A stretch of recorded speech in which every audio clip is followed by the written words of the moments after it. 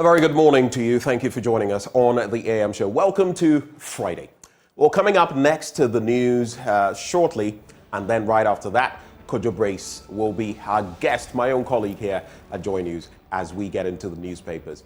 And right after that, we've got Prime Take with Muftau Nabila Abdullahi. His guest for today is Mercy Tago. And we're going to be having a very interesting conversation right after that. And after that, I'll be serving you my blunt thoughts. And this morning, I have titled it, The Sleaze and Greed Factors of Our Misleaders, and Ghana Wept. The Sleaze and Greed Factors of Our Misleaders, and Ghana Wept. I'll be bringing you details of that live on the show. But today, in terms of our big stories, we focus on hate speech. And the Media Foundation for West Africa and its partners are discussing the media, hate speech, and democratic consolidation in Ghana. They are concerned about the growing incidence of hate speech and abusive language in the media and public discourse and the dangers they pose for Ghana's democracy. We'll be delving into that with our guests, Dr. Kojo Impraim, Director of Research and Advocacy at the Media Foundation for West Africa, Abigail Labi Odey, Manager, Media and Good Governance Program, also with the Media Foundation for West Africa. But this Sunday, the world will celebrate fathers. On the AM show, we're hosting someone who's had to battle depression and anguish and is still on a mission to get you to show love to your fathers this weekend. We'll bring you details of that. Our guest is gospel musician Irabna. Now on our citizens' microphone today would be in Tema, where some residents are incensed about the sighting of a private refinery there. We'll bring you details of that and what exactly the sentiment is. Later on the show, we offer you the opportunity of sharing your thoughts with us via the phone lines at the tail end and in the course of the show via the live stream. So do stick and stay. Let's make this a glorious Friday. Up next, the news.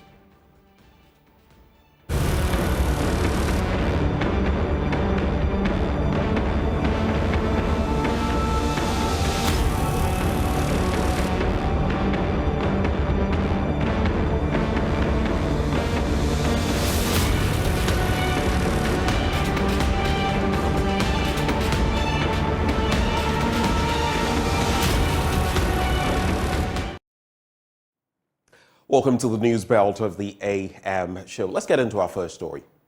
Member of Parliament for Dafiama Busie Issa, Dr. Sebastian Sandare, is asking for a thorough investigation into the alleged shooting of two people by police in the area. The duo, who are known hunters in the enclave, were returning from a night hunting expedition when they ran out of petrol on one of their motorbikes, and they stopped on the shoulders of the road to refuel, only to bump into the police patrol team.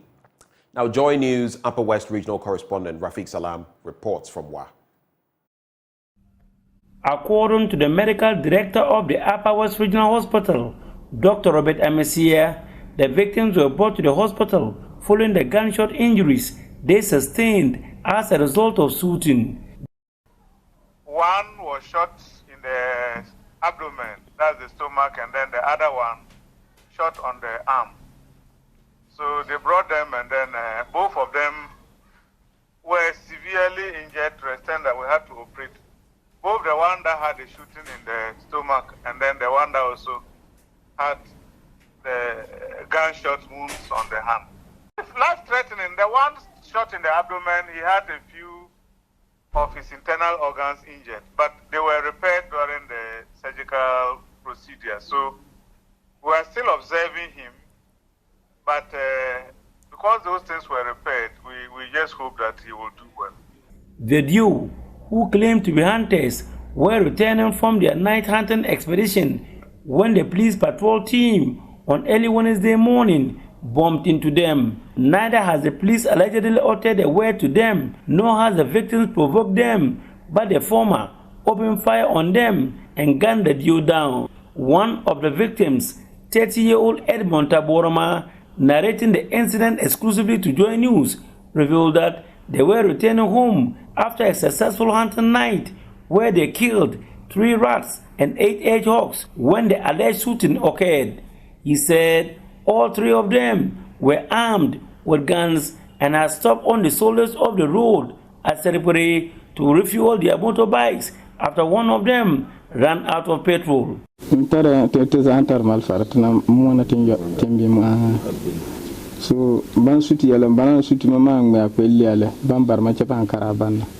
they started shooting immediately. I was the first to be gunned down. I struggled to get up, but I couldn't. They picked my bag, searched it, and got my tray rat meat and the hedgehogs. They threw all into their petrol car, he stated. So Bama ir anen akaka anen len wadeng abag ngataga na balorpo. He expressed shock and the inhumane attitude shown by the police after they were shot. So Bama ir anen akaka anen len wadeng abag ngataga na balorpo. They refused to pick us either to the police station or the hospital. They only went and picked up the bike and ran it away. At least they should have used the rat meat for some light soup for us, but they carelessly move away, only to come and put handcuffs on us here at the hospital. He said, amid laughter, member of parliament for the Dafima Bure Isa constituency, and who is directly related to the victims, Dr. Sebastian Sandare, is not happy with the incident and called for thorough investigation on the issue. Local hunters hunting for meat, maybe for survival, because that is what they rely on. Then on your patrol, during the day, it's not even from between 5 and 6, it's daytime. You open fire on them, didn't even bother to check on the people that you open fire, whether they are dead or whatever. I mean, arrest them so that even you can protect their lives first and investigate for whatever reason you have shot them. They ignore them to their fate until they call, their community members to tell them that they had gone hunting and the police came and opened fire on them. Now, the principal investigator of the Responsible Artificial Intelligence Lab, Professor Jerry John Ponyo, is calling for an adequate understanding of the developmental cycle of artificial intelligence for informed regulation. Professor Ponyo's comments follow Parliament's call for the regulation of artificial intelligence. He was speaking on the sidelines of the Maiden Africa AI conference in Kigali, Rwanda. To regulate AI, it is important that we have an understanding of what we seek to regulate. Right from the envisioning stage to the deployment stage, there are various aspects of the development cycle of AI solutions that one needs to pay particular attention to. And so even before we seek to regulate, it's important that we understand the ins and outs of AI. Having said that, there is regulation by external bodies, and there is also what I term self-regulation. I will prefer that we self-regulate rather than try to be regulated by external bodies. And self-regulation has to do with the actors within the ecosystem agreeing among themselves certain principles and guidelines with reference to the development of AI solutions, and then applying themselves to these principles. And as a result of this, right from the envisioning stage to the deployment stage, they apply these principles to ensure that AI developments are responsible. My thinking is that that will serve our purpose better than regulation by external bodies. The fear with external regulation is stifling of creativity and becoming an obstacle as far as the positives of AI is concerned. The reality is that AI is a good thing, and it's important that we harness the good in it and don't seek to, as a result of a fear of the risk of AI, shoot ourselves in the foot as far as the benefits of AI is concerned. And so let's go for self-regulation. The Responsible Artificial Intelligence Lab, in contributing to this debate, has actually developed a framework that serves as a basis for making a determination whether an AI solution is responsible or not. The hope is that we can have a lot of people who are in the AI ecosystem adopt this framework. Beyond the Responsible Artificial Intelligence Lab, other frameworks, the EU and other bodies equally have frameworks, and it's important that those of us in that ecosystem apply ourselves to this framework. In our next story, some residents of Edutrie, a farming community in the Techiman North District of the Bono East region, are worried about the poor state of their basic school, which is adversely affecting effective academic work. They say the pupils are being forced to study under dilapidated structures after successive governments failed to complete the abandoned school buildings. Anas Sabit has more from that region. Rural children in Ghana may attend schools without electricity, drinking water, toilet facilities, suitable buildings, and in most cases inadequate teaching and learning materials. While successive governments have made efforts to redress these conditions, including introducing policies aimed at addressing the needs of these poorest schools, a great deal remains to be done, especially with the issue of inadequate classroom structures.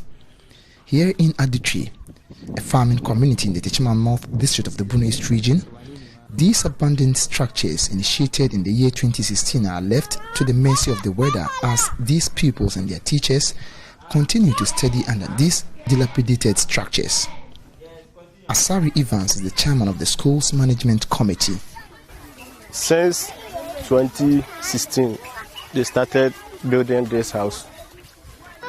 So during the 2020 election, they were up to this level. Since then, we haven't seen anybody around here.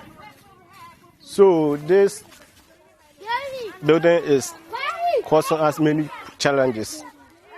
Asari Evans says the situation is heavily affecting teaching and learning as children at the lower primary level are congested in their classrooms.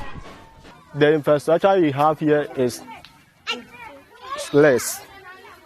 Due to that, we are facing many challenges. Our little kids are many in the class. So we want government to complete this project for us so that they can be spaced up for them to learn. Amongst the school's most pressing challenges is the fact that the school's feeding program, which used to be a motivating factor keeping most of these pupils in school, is no more in place. As a result, a significant percentage of these pupils are staying away from attending school, thereby affecting enrollment.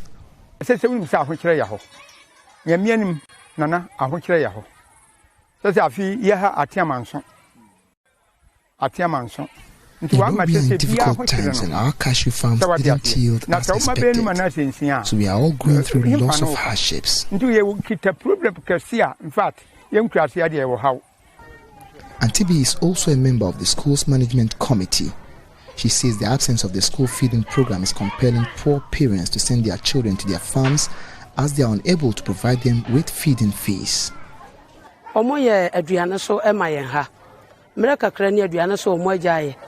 And I'm saying, be or what about time or what you be an emma, be a nine, be a noon, me and son. When yes, Cassidy and Qualani, not the better than needy. And to the Babana said, you are now the case with meals when they come to school, but they've stopped. Some of the parents who have 5 or more children and can't afford to provide them with money for feeding are forcing their children out of school because you have to join their parents to the farms so they could find something to eat. Wakoye akobwan pesi bi emenedi nti ye pa ba de chew se aduano ne die omogya no haye pa haye bebre. Members of the community want government to swiftly respond to their calls by helping complete this abandoned structure, which when completed would also provide accommodation for teachers. Apeni Owusu Martin, also known as Guy School, is also an opinion leader here. Akufuado be ade ba kwa mahunu se wo baye wa impuntu djuma bebre but ni nua bi de na wo ye he enya de asa wa edura ha de on several projects but has refused to complete inherited projects. So the meeting he might have done it elsewhere but not here. Dan ye ha nyina ye ndi sufo ne betie. Dan ye school ha wo be sepa. I can say all the structures here were put up by the NDC. So we are appealing to him to help complete this abandoned structure. Now, in the culmination of a fierce competition, unexpected twists and remarkable achievements, the Central Regional qualifiers of the National Science and Math Quiz have come to an exhilarating close. Michael Ashali has a wrap of the happenings in that region. Central Regional NSMQ qualifiers reached a thrilling climax, leaving spectators captivated by the remarkable display of knowledge. As the curtains fell on the competition, several schools emerged as victors, setting the stage for an intense battle in the upcoming regional championship.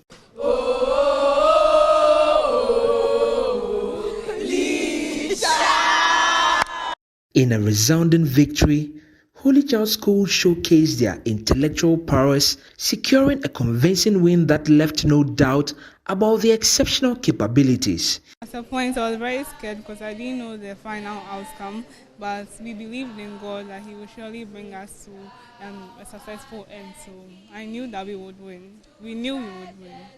This year, what's the plan? We don't belong here. We don't belong here at all. Glorious, glorious, glorious, glorious, UPSS, the flame of service to the community. Meanwhile, University Practice School triumphed in a fiercely contested 5-school contest. Honestly, I'm happy. I'm very, very happy because we've waited for this for long. We've waited for this. By God's grace, we have it now. I'm really, really happy. I'm really excited.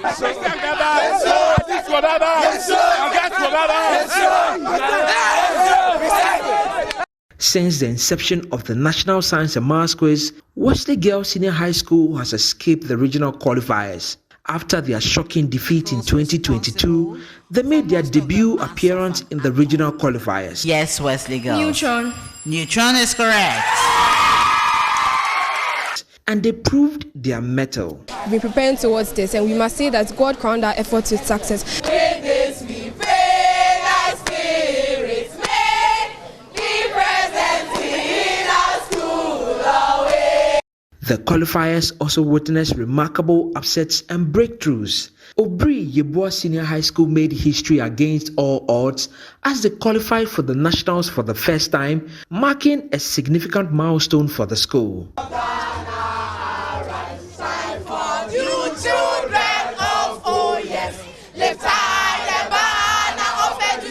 The feeling is very sensational, and we are sending a strong notice to all the schools up there. They should not downgrade us. They should not look down on us. We are coming. The two of you definitely have made your school proud. How does it feel? Let me start with you. It's a great privilege. We first thank God for the mercy that He has shown us, for all what He has done for us. The Bible says that since the time of John the Baptist, the kingdom suffers violence, and the violent takes it by force. We are going to work hard, and we expect something good. Let's hide the banner of education with conduct, knowledge, and hard work. In a battle that mirrored their previous encounter, Winneba Senior High School once again emerged victorious, winning against Infantiman Girls SHS in a gripping contest that kept spectators on the edge of their seats. It is a sad day for Infantiman Girls. This is the real goat. This is the real goat. Winneba, number one. Yes. This is the second time you are beating them in 2019. I'm sure that you met them. Back to back. Consecutive times. When they meet us, they will never qualify. Whenever they meet us, they will never qualify. Yes. Even going to win the national. Yes. Meet us, regional champions. Tell them we are coming. We are coming. Tell them we are coming. Another contest that had spectators holding their breath was a nail-biting showdown between T.I. Amas Ekonfi and Academy of Christ the King. So we have our tying schools tying with 30 points each. The tiebreaker question became the deciding factor, and T.I. Amas emerged triumphant, securing their place to the national championship. Then log base 6 of A plus log base 6 of B equals 1.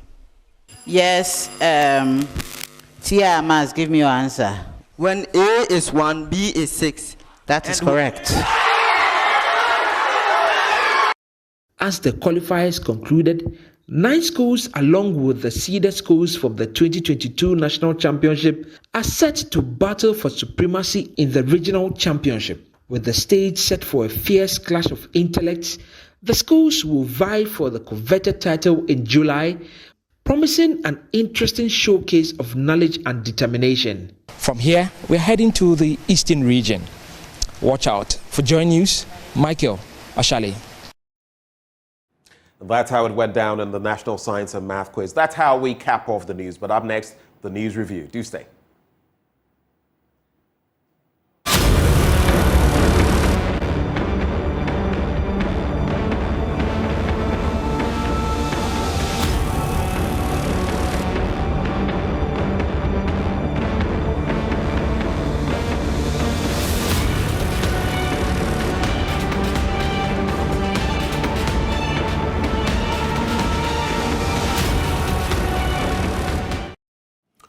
Welcome to the news review belt of the AM show. We're glad to have you.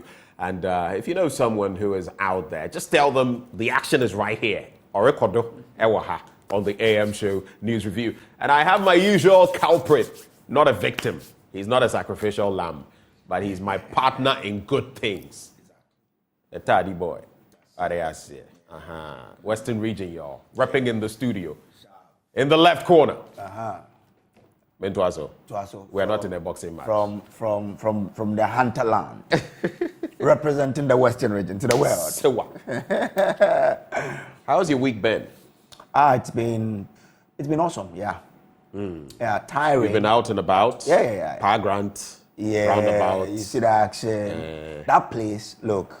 This nation doesn't honor its heroes. No. Have you seen is it Theodosia Oko or whatever, the hockey the hockey pitch? No, I haven't. I remember when it was a bit new, and I think they even played an African. Yes, it was the African hockey competition that resulted in that pitch being. Pass by that area now and look at it.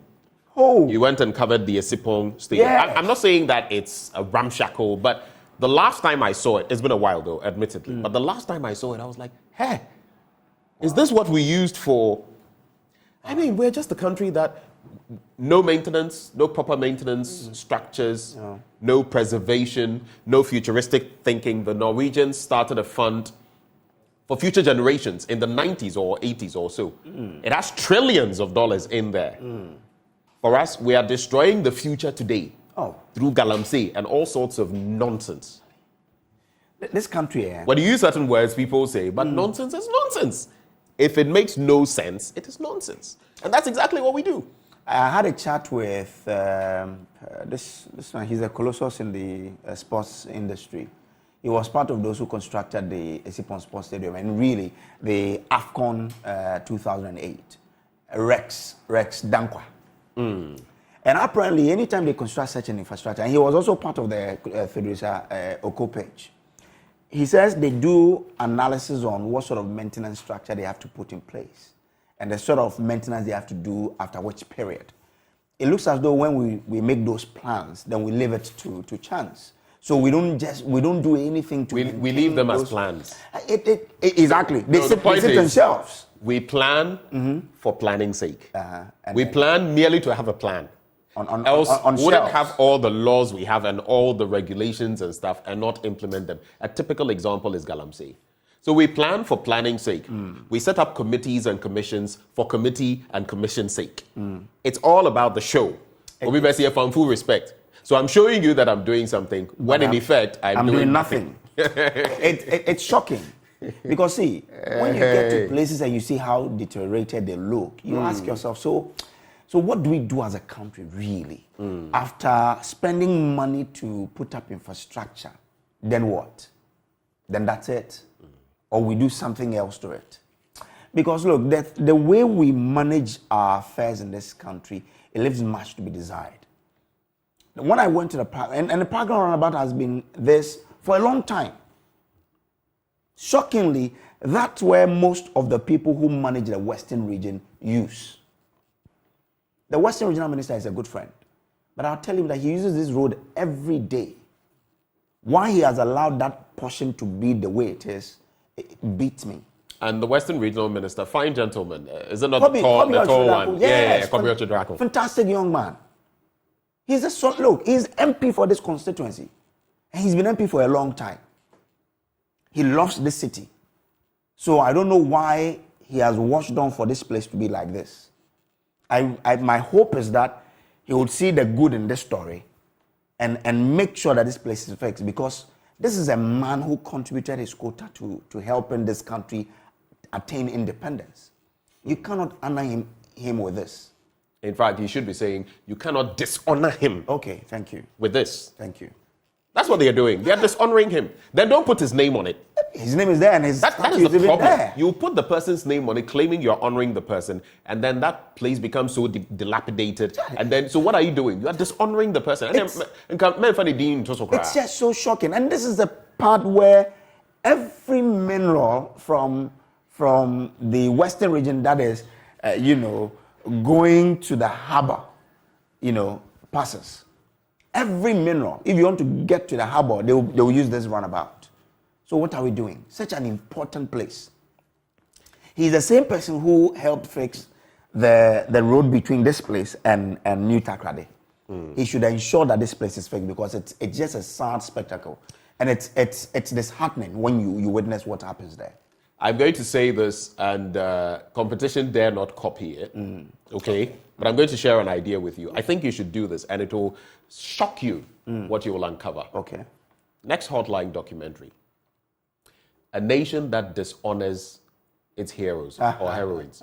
Just go around. Okay. Go around everywhere where we've named this, that, public places, institutions, whatever, after great figures. Go and look at them and come back and tell me. Do you know, once I was in Ouagadougou. Okay. They have a major highway. Do you know whom it's named after? No. Kwame Nkrumah. Oh.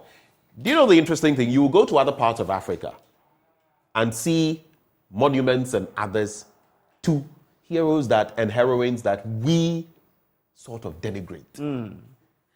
It makes no sense. They are ours. We don't celebrate them. It's like with Kente. The Kenyans, the Maasai outfits and all of that. You know, now with copyright issues and ownership and all of that, people are owning their brands. So even if you're going to use them in a movie or something, you have to. There are rights owned, and you must. I can tell people are. In fact, now people are the Chinese. Some Chinese are replicating it and selling it in other places. Ahenema, among others. There are some from some big brands. I've forgotten whether it's Louis V or, and they are selling them for. We have we don't own anything. That which is ours. There was a former footballer recently. I was reading his story, and he's an ex, I think, Black Stars player, and he was saying that for him to allow his son to play for Ghana, they wouldn't. I mean, if he takes a cue from the IU. I've just been helped out. Daniel Opare is his name. Opare. Oh, okay. Able director just gave me the Opare made that pronouncement. Wow. Yeah. Wow. That's huge then, because this is just recent. No, but let's face the fact. I think Mbappe once said that he wanted to play for Cameroon. And they said he had to pay. Yeah. There are people from Nigeria who have gone to... It's the same nonsense going across Africa. I have the skill. I can play. Minchia and Sanawa Mamabo. Yet we want to win laurels since 1982. Charlie? It's some way, and I hope that now I hear the Ministry of Roads and Highways have brought out a statement saying that they have taken notice of what we're doing and they've already started works. But they sought to... Before we started it, they hadn't taken notice. They even sought... They hadn't taken notice. What were they sitting there doing? They even sought to blame the rainy season for what is happening. And when I saw it, I thought it was disingenuous on their part.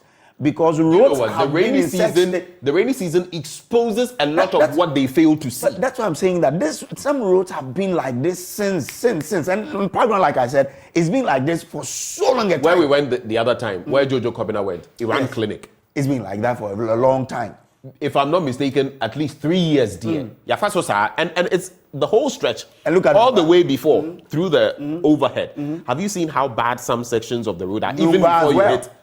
Nungwa as well. It's been like that for a long time. So if you bring out a statement, we acknowledge that you are saying, you've acknowledged that you are working at it. But for you to say, it's because of the rainy season, the onset of the rainy season, and that you are not being fair. You're not being truthful with the people. And if you want us to move with you, you have to be truthful with us, And so the Roads and Highways Authority, and sometimes you hear that these contractors they hire to do these maintenance works, they are not being paid. Last time, this is about 2 months ago, they wanted to even pick it at the ministry. So yes, you say you have a program, but really, how effective is the implementation of those programs to ensure that potholes are fixed? Sometimes they begin as small holes, but we look on unconcerned, and they will expand to be, manholes. There's this Keten Junction thing I did some time ago. If you remember, it was we did on a citizen microphone. Today it's been fixed, beautifully done. But you know what? They've left one hole before it and one hole after it. What will it do? It would expand and destroy what we've done already. So sometimes you wonder the sort of things we do in this country. The people who've been given authority to manage affairs of this country, I wonder if they really understand management or leading. Because for a road like that, we brought out the story and look, you listened and you worked on it. Why have you still left a hole in front and a hole behind? These holes will develop and will still destroy what you've done. And we'll come back and spend more to reconstruct the road. Why do we do this to ourselves? A nation that we complain we don't have money, yet the little we have, we mismanage them. It's shocking, really. It's very, very shocking. And that is why I've titled my blunt thoughts today, The Sleaze and Greed Factors of Our Misleaders.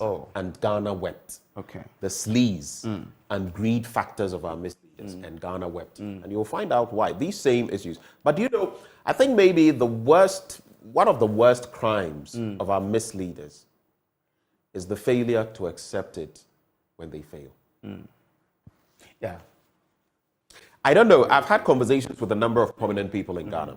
And sometimes all they tell me is, sometimes all we want the leaders to do is acknowledge that. It's the sort of slap in the face when a government official, I don't want to name names, I don't want to mention people's names, but they come and sit here all the time. And I scored this administration 8 or 9 out of 10. And this administration is excellent and everything. You take us for fools. You think we don't see what is happening? The economy is, the vice president went recently to London. The economy is bouncing back and all of that. Bouncing back from where? But as for that, I've seen the IMF also allude to that the economy is recovering. Recovering? Yeah. Look, maybe we should... When you say we're getting robust again, let's take this slowly. People like to paint a picture. Inflation is ticking up again. Have you checked the latest prices of food items on the market? Well, our currency is still not stable. People come here and try and pretend it is stable. It is not. Even on the back of the 600 million. It is not. We will get there. In fact, no one wishes that we don't get there. Moving up again? It has been fluctuating. It has gone to 12 point something in recent times over the last, I think, 2-3 weeks. And it came down a bit to 10 something. Sometimes it hovers around 11 something. That's not where we want it to be. That's not where the business community wants it to be.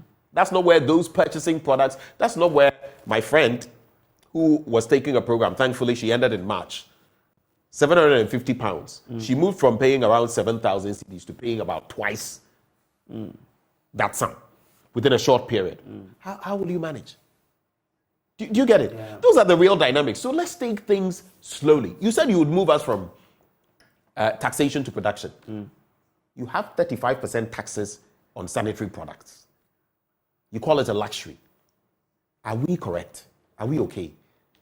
Do you get it? Yeah. So don't paint the picture as though everything were in order. But it is a process. We shall get there. No one wants us not to get there, because if we don't get there, all of us. So let's do this together. But when you can't admit to a fault, that is the worst form of leadership. When you can't accept that we erred here, we failed there. Oh, you know what, Kojo, I told you I would do this for you, but under the circumstances, things have changed a bit. The amount of money I was expecting to take you out for lunch, Charlie, I deny your way. So let's postpone it to next week, or let's do this, Debbie. We are in the right. We've done the right thing. Okay, let's keep up that way and see where it leads us. But anyway, before we get into the papers, I will ask you about a nation that begs. The second part now. Yeah. From hero to zero. But let me just acknowledge our sponsors, Endpoint Homeopathic Clinic, and they are offering free prostate screening. Father's Day is coming. Have you checked your prostate? Do you know the state of your prostate? Do you know whether you have any issues? Check it out. If you're a woman, have you checked out your fertility? Nowadays, fibroids and so many fertility-related issues. Have you checked yourself out? Don't be surprised and start laughing on the wrong end of your mouth. Head to Endpoint Homeopathic Clinic. Locate them here in Accra, Spintex opposite the Shell signboard. They are in Kumasi Kronoma way here behind the Angel Educational Complex. There's Takrady Anaji Estates, Kojo Brace's favorite, Takrady Anaji Estates, Tema Community 22, Techiman Hanswe and Siamansama. You can reach them on 0244 867 068 or 0274 234 321. Endpoint Homeopathic Clinic, the end to chronic disease.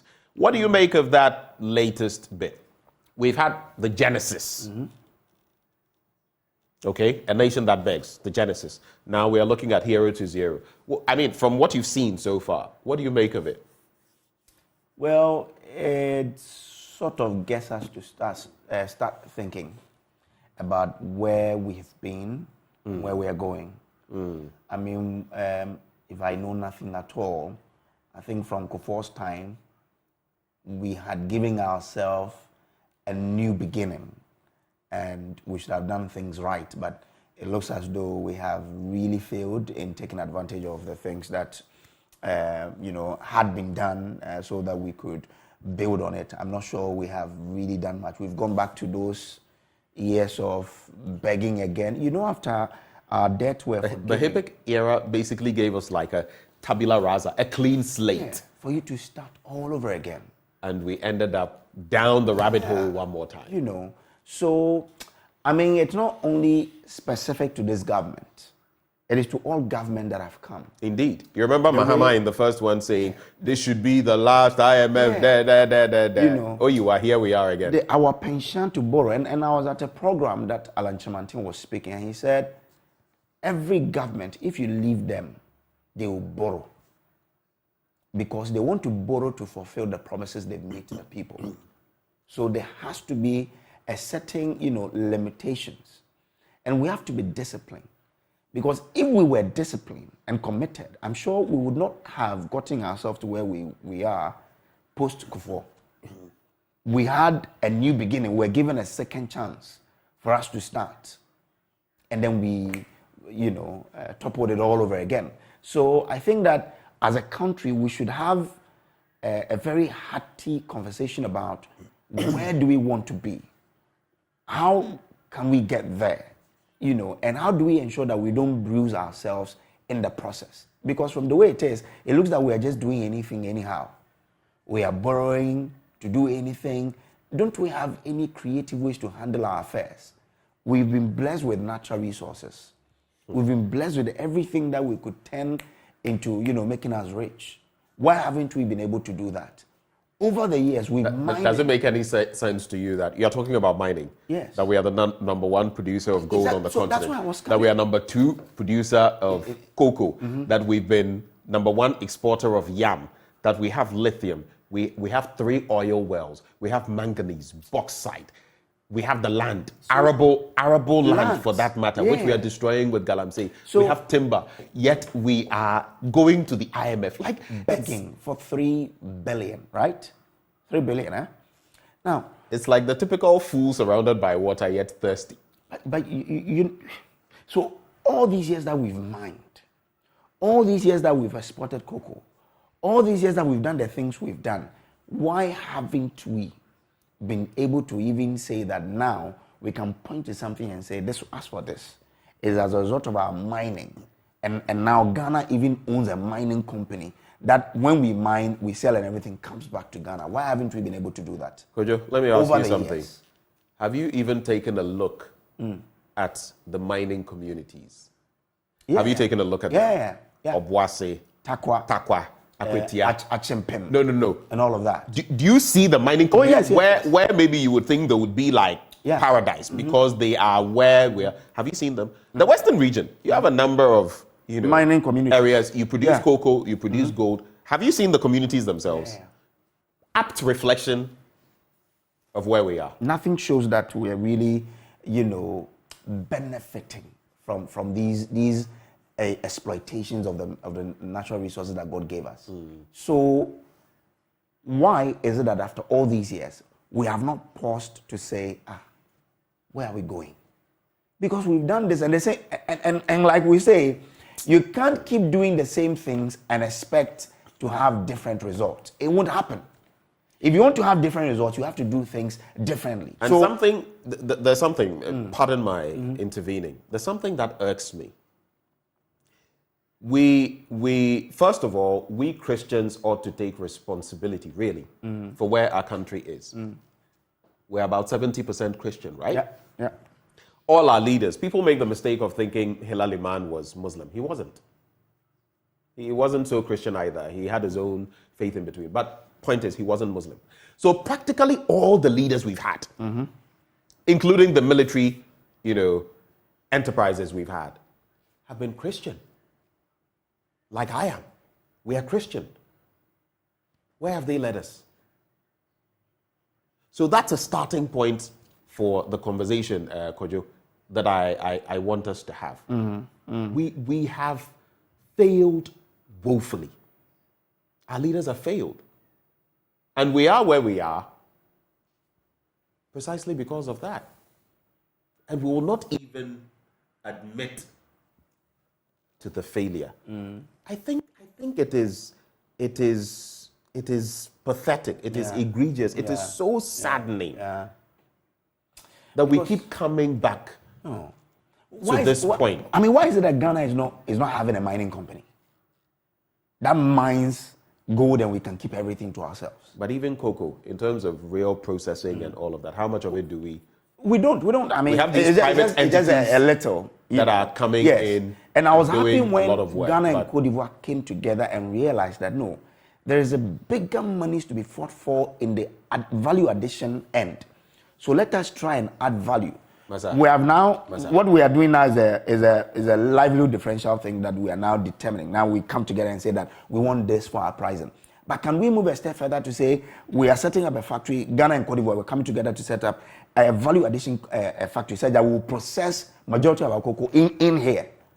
The monies we will make if we do that is more, and they know. The authorities know, and they have been saying it, that look, there is much more money to be made at the value addition end of the value chain than the raw produce and start of the chain. Kojo, so why aren't we taking advantage of that? The frames you're wearing, they are likely made of some silica or whatever instruments with metals and all of that. We have them here, huh? If they were to give you those products raw and say, fashion your own frame, would you do it?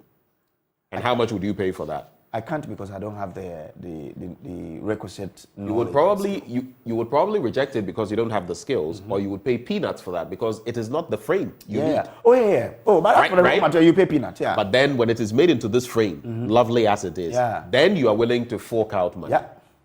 Makes sense. Since when did our leaders start realizing that? We've realized that since even before independence. We're still on the path of realization. The best way of learning is learning from other people's mistakes. Why is it that Switzerland refines most of the gold in the world? Why is it that a lot of it is ending up in Dubai, in the United Arab Emirates? Why is it that Belgium, Brussels, it is the chocolate capital of the world? Do they produce chocolate? We are simply not thinking, Kojo. We are not. And once we continue not to think, others will think for us, benefit from our stupidity, and will continue to be impoverished. If I'm sounding a bit hard this morning, it's because I think we need that wake up. We're still sleeping. Africa is a giant. Africa should be the wealthiest continent. It should be like we see in the Black Panther. You see how they portray a certain African entity that is powerful, that has vibranium. That's where we are supposed to be. Actually, we have vibranium here. I mean, so to speak. We have all those wonderful things, but we are not using them. The world will not be able to survive more. In fact, we are the oxygen the rest of the world breathes. Without us, they can't do anything. Everything is here. It looks like God intentionally decided to put everything on our continent. I don't like that context though. That thing where people say the story about God creating, and he asked, "But have you seen the people I put there?" Because no.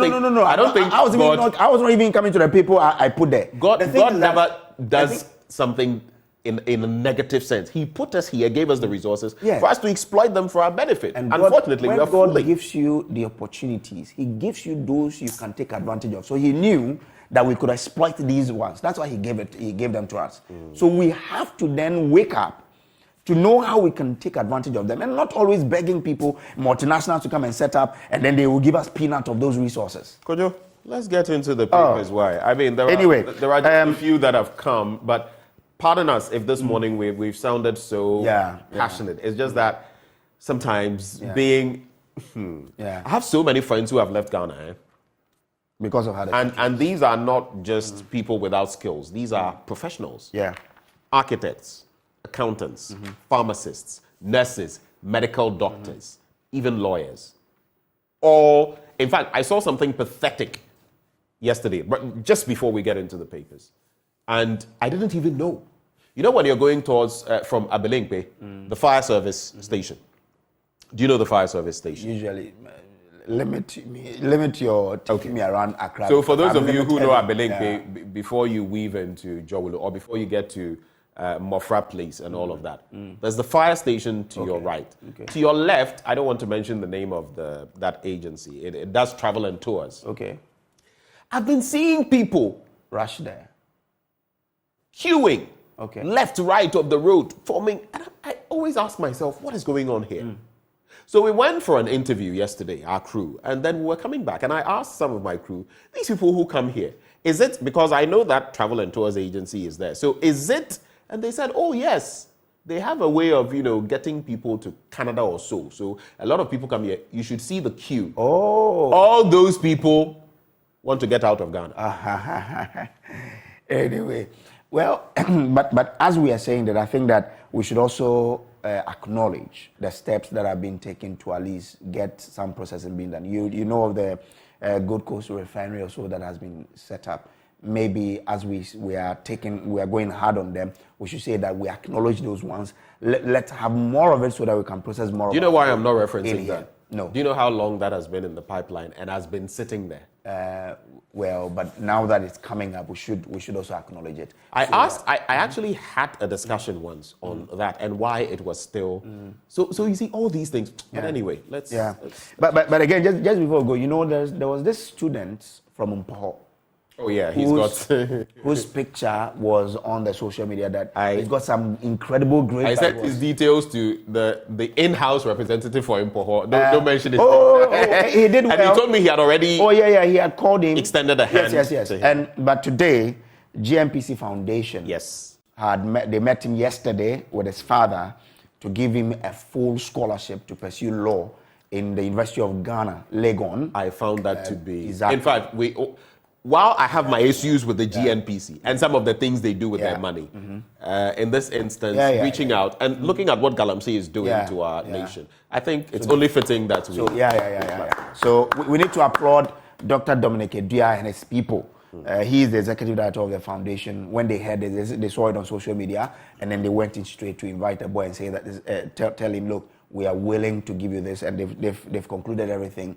Beginning next academic year, the boy will be in Legon pursuing law. So that's beautiful. One day when he becomes a lawyer, his story will motivate a lot of these people in the Mpaho area. That look, I was once like you. When I completed senior high school, I didn't have help, so I went into Galamsey, but fortunately something came out, and I also want to give back to the society. So it's something good that GMPC Foundation have done. My friend Edem Gomashi is the PA to the Deputy Minister for Lands and Natural Resources. He's watching us. Edem, good morning to you. Well, I have the Daily Guide newspaper and the Finder. I have the Daily Graphic newspaper. It's a lean morning. We're on a diet. So you go ahead with your two papers. Anyway, so on the front page of the Daily Guide, court stops Charles Bishu's arrest. It's on page 6. That's an interesting. Baumia shakes MPP, files for flag bearer. The story is on page 3. Parliament approves new Get Fund formula. Otumfo starts Boko pitch talks, and MPP rakes 3.3 million cedis from presidential aspirants. So now let me go to this one on page 3. In a widely anticipated move, Vice President Dr. Mahamudu Bawumia has announced his intention to submit his nomination forms for the New Patriotic Party's presidential race today. Dr. Bawumia, who is seen as a front-runner for the position took to Twitter to share the news with his followers. In a tweet, he said, quote, "Dear friends, God willing, tomorrow, Friday, 16 June, I shall file my nomination forms and contest the @NPP_GH presidential primary. It is possible," unquote. On Tuesday, May 30, the Vice President's nomination forms were picked up on his behalf by former Vice Chairman Fred Owari and former National Organizer and Campaign Coordinator Sami Awuku. Okay, so that's the story. Relatedly, with just 9 days to the close of nominations for the New Patriotic Party presidential primary, aspiring presidential hopefuls are required to pay a filing fee of 300,000 Ghana cedis. As of Thursday, June 15, 2023, a total of 11 aspirants have picked nomination forms and had paid non-refundable nomination fee of 50,000 cedis as part of the requirement. If all the aspirants submit their forms, the MPP will be smiling all the way to the bank with 3,300,000 cedis recharged. The MPP filing fee is 200,000 less than the NDC's 500,000 cedis charged on the party aspirants.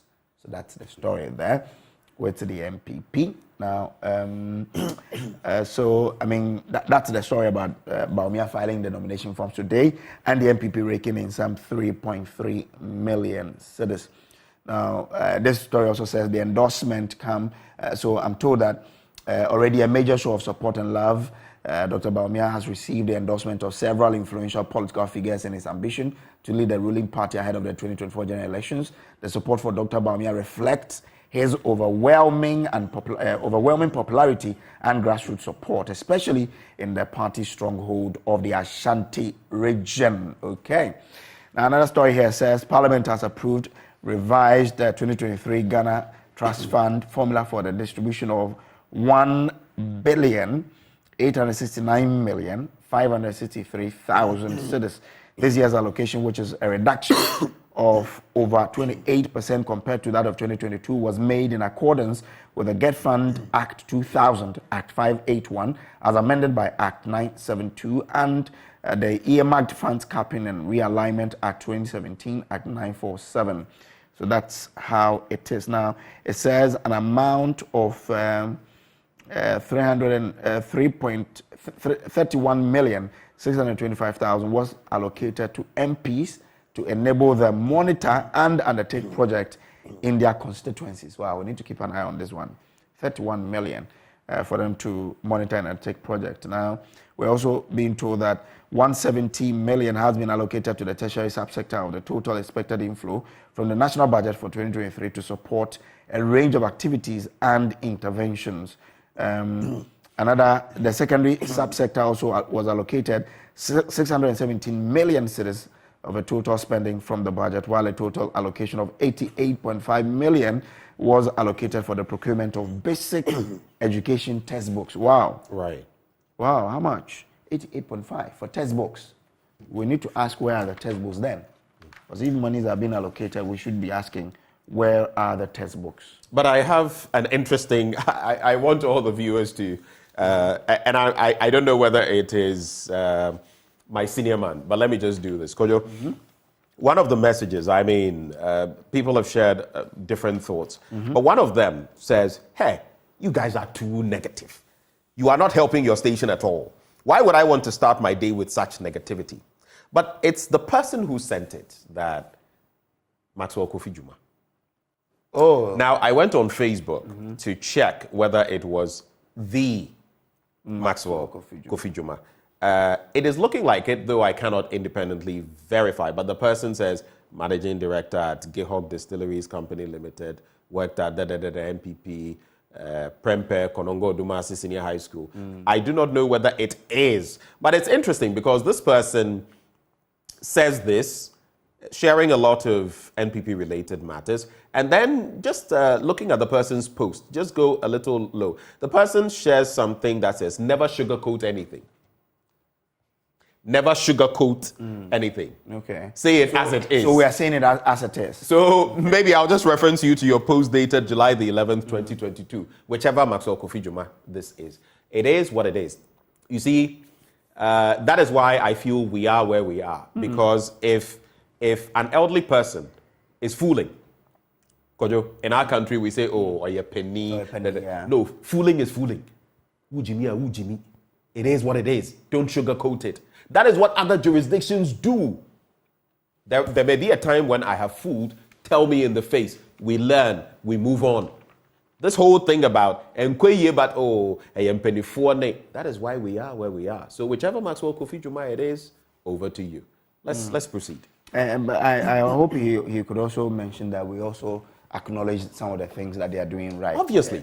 So and that is why a lot of the time on my show, even when there are negative comments, I'll take them as well because it's all together. It can't always be all negative or all positive. There must be an in-between. Okay, now an Accra High Court has issued an interlocutory injunction prohibiting the Office of the Special Prosecutor from arresting former Secretary of the defunct Interministerial Committee on Illegal Mining, who has been declared wanted for corruption and corruption-related activities. The court, presided over by Justice Nicholas Abodakpi, in a ruling restricted the OSP from going ahead with the execution of the arrest warrant it secured last week until the final determination of a suit filed by Mr. Bishu seeking to stop the OSP from investigating him. So that is a story there from the Daily Guide newspaper. All right, let's proceed. So, Daily Graphic, electricity access hits 90% 2024. That's according to the Energy Minister. The same person who was saying the last time that we will not veer again into doomsday when already, I found it interesting when my own friend. Sometimes I find it's difficult because Paul Grave, Wachidankwa, government's spokesperson on governance and security, he's my friend. But when he came here and he was, there's no light off situation, and we activated the phone lines, Charlie, it didn't look good. But is there doomsday? People were not doomsday, but there's intermittent power. When we say doomsday, it comes with a certain but so maybe intermittent power, which we are not used to anyway.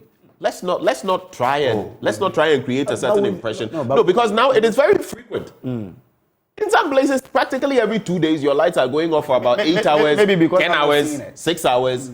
Go to Adenta, go to Adregano, go to East Legon, go to Jowlu, go to Abelenkpe, go to Taifa. People call. Can we find out why those places are? Because where I live, I don't have this. So what is the issue? Is it a localized issue that we need to deal with, or what? I'm only saying people want light. Exactly. Yes. People want power. I'm saying that people needed to do their work. That is the bottom line. I get the point you're making, but you see, I get concerned because we're facing our PPA or the IPP challenge, where they need 450 million to stay afloat. They've told us, and we don't have that money, and we owe them to the tune of 1.5 billion. And actually, now we don't have excess capacity. We need more capacity. In the coming years, all the energy experts I've spoken to say that Kojopoku himself, who is contesting for the MPP's flag bearership, he has said it, among others. If we don't get more capacity in 2-3 years, there will be doomsday again. Which is the point I'm making, that why spend money how many years ago only for you to not plan so that a few years down the line you get into the trap of doomsday again? How does that make any sense? So this is why rhetoric in this country, leaders dressed well, suit, go to other places. They are not even in suits. They are on the ground doing the work. Here, what's your suit? Pumping. We are not delivering anything. Our politicians. Anyway, there was this contract signed for a power purchase agreement in Kumasi, isn't it? Is it 500 something kilovolt or recently? The 160 something kilovolts in one. Kumasi. There was. But our generational needs, if you look at the is more. Exactly. So we need to do a lot more. Okay. But access to electricity is expected to reach 90% by the close of next year, the Minister of Energy, Dr. Matthew Opoku Prempeh, has said. He explained that the current level of access was 88.75%, and by next year, the country would hit the 90% mark, making it possible for the nation to achieve universal access by 2025. Mr. Minister, we pray that happens. We even pray that you supersede or exceed that. But let's look at our generational generational challenges and forestall any doom. So I've been through doom, so I don't want to go back again. I don't want to go back to that place. It's not cool. Let's work on that. Court halts OSP's arrest of Charles Bishu. That's an interesting development. You've got into it. Otumfuo steps in to resolve Boku conflict. And let me just do so we can wrap. Capsized boat had 100 children. This is a sad one. Survivors from a fishing boat that sank off southern Greece in one of Europe's worst migrant disasters say up to 100 children may have been on board. 9 women sue Bill Cosby over sexual assault. Charlie, the way I grew up watching this guys, the Bill Cosby show, and the way things have turned out. Australia blocks new Russian embassy near its parliament. And on the back page, Media Foundation for West Africa launched support center for RTI implementation. A conversation we're getting into this morning. I'm done for my end. Any add-ups before we go? Well, the finder says be guided by our cultural values in considering proper human values bill. Yagbonwura says. Dr. Baumia to file nomination today. I think we've dealt with that one. 82 million cedis stolen from financial institutions. Momo account. 188 staff of financial institutions part of the criminals. Wow, this is the biggest story we have to look into. 82 million stolen from financial institutions, and the staff of those. Have you heard the recent one where? The young guy, yes. Yeah, 1.2 million. Yeah, he bought a former IGP's account and all of that. You know that there's this thing that sometimes they say that some of the banks, of course, we are not saying that all of them do it or that they get into it, but sometimes, someone may not necessarily let his or her partner know that I have this account, I have this money, and then the person passes on. There are ways the central bank has to deal with that. But sometimes too, there are unscrupulous elements in there who try to capitalize and take the money without anyone knowing. Because maybe they find out that the person is dead and all of that. And I always say that it's a tricky situation. I have a feeling that my mom even left some money somewhere that we didn't know. We're young, so that money is gone. So really, but staff of banks should be truthful people. Sometimes when I see that 1 CD from my account is gone, you don't pay attention, But 1 CD from 100,000 people is 100,000 cedis, isn't it? Yeah. A lot of money. So this is an issue that should open up the banks, the Bank of Ghana to go into this and find out how we can stop this. Because it's just too much. Now, fraudsters steal 26 million from mobile money account in 2022, an increase of 117%. We're not safe. It is what it is. Let me just do these birthday messages so we can wrap it up. Do you have any birthday messages? If not, I'll do mine. I don't have one. Just that yesterday, Dominic Kisiaboa of Ekosi sang celebrated his 40th birthday. So, blessings to him. He's a very good guy. He celebrated his what? 40th. Oh, okay. He's on the 4th floor now. Hey. So yeah. Hey, I'll tell you something after we knock off from here. But anyway. What as well. Anyway, Intino, so the birthday messages. My mischievous producer is whispering certain things into my ear that I will not. If he goes down that trajectory, I'll mention what kind of nickname Bakubino. Do you remember his nickname? Do you remember?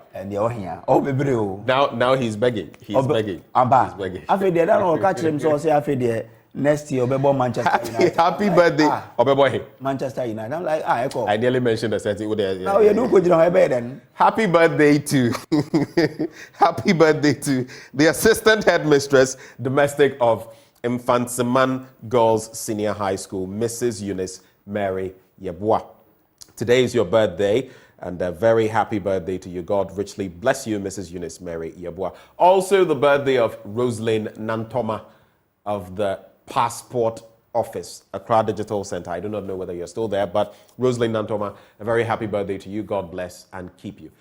Now, coming up, we are going to serve you Prime Take with Muftau Nabila Abdullahi, and his guest for today is Mercy Tego. Look forward to that conversation up next. But let me just do what I have to do before that. Endpoint Homeopathic Clinic is still calling on you. Come for free prostate screening, free female fertility screening. Locate them in Accra Spintex opposite the Shell signboard. Kumasi Kronoma Abwehia behind the Angel Educational Complex. There is Takrade Anaji Estate, Tema Community 22, Techiman Hanswe, Siaman Zama. You can reach them on 0244-867-068 or 0274-234-321. Endpoint Homeopathic Clinic, bringing us to the end of the news review. They say the end to chronic disease. Let's settle now for Prime Take with Muftau Nabila Abdullahi.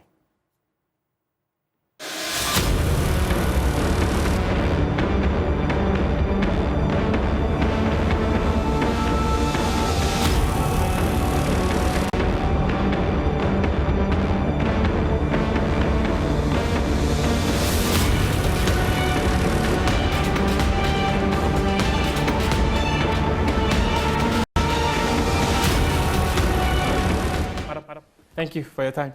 Thank you for having me. How are you doing? I'm good, and you? Oh, I'm also doing good. I'm good. But what was your upbringing like?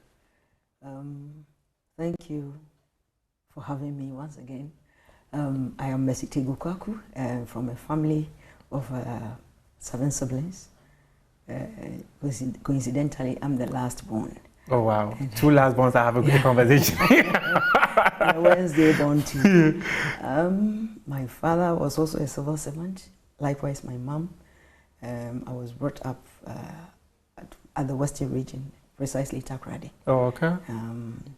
I attended school, my primary education at one of these sites, Accra Road Methodist Primary, and continued to the middle school, then to second cycle, that's Fijai Secondary. After Fijai Secondary School, I came to Accra. Okay. At the Workers' College, I did my A-level and continued with the fire service for a while, then went to my tertiary at Winneba, University of Education. Oh, okay. So the upbringing, how was it like?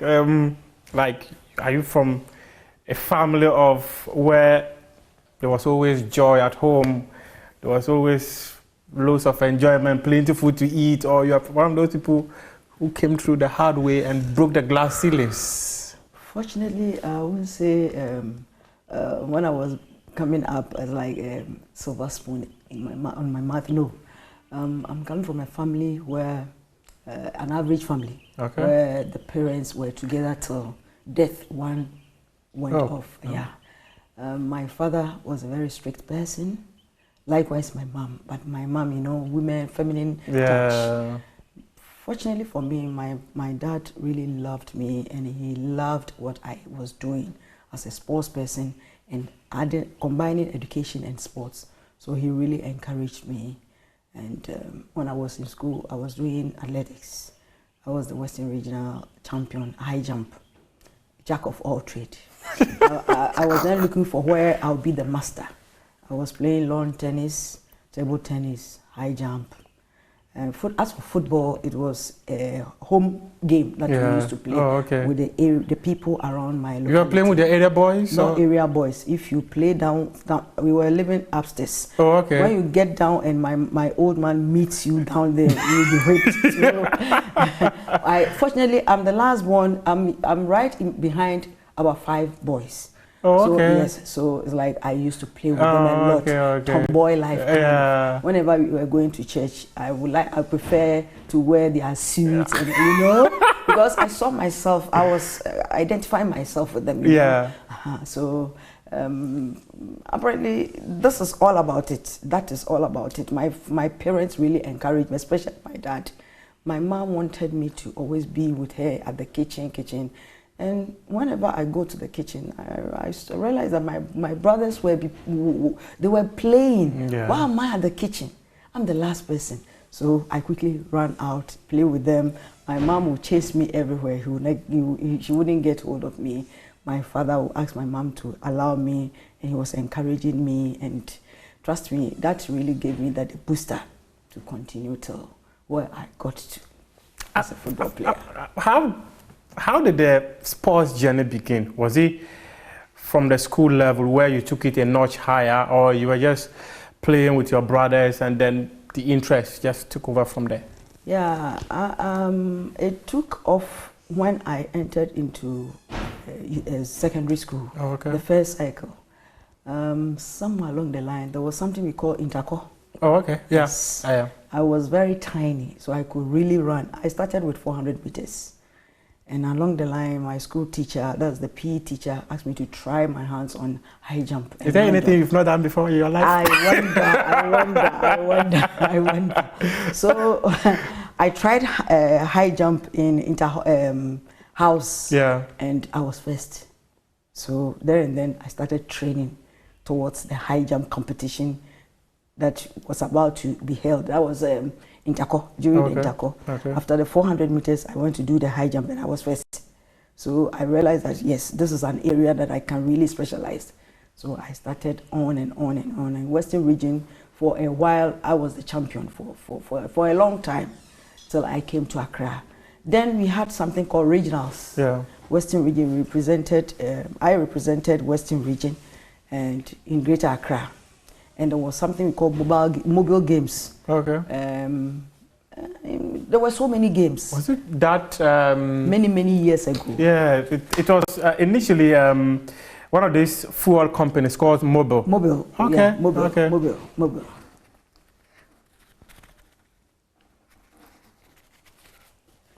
Mobile games. Yeah. So I think one of the training section in Western region towards that mobile games in Accra, I was able to make a record for Western region. So then there was a man called Mr. Olympio. I think he was the sports authority boss in Western region.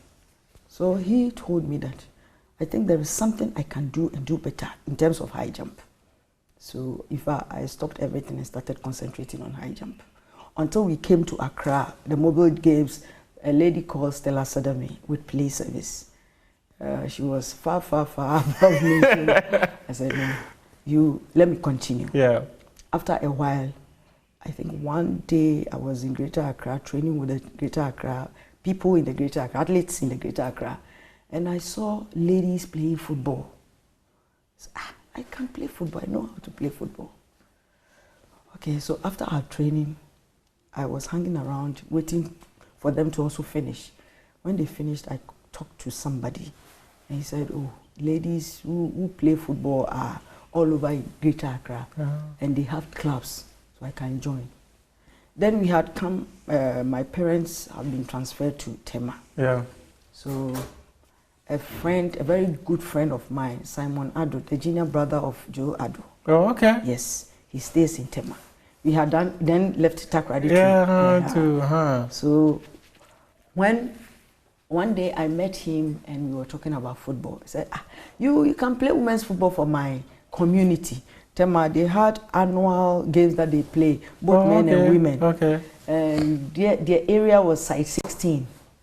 So since he was a friend, I said, okay, I'll play for your area. After that annual games, I was spotted by a club called Supreme Ladies. May his soul rest in peace, Malam Issa. Yeah. And he said, oh, I should come and play for their club. That was Supreme Ladies. So this was how come I started playing football, from high jump to football. High jump, 400 meters. Yes. Football. Yes. It was the football that actually sold you to the world. Yes. Actually. Yes. When we go to Western region, it's athletics. Yes.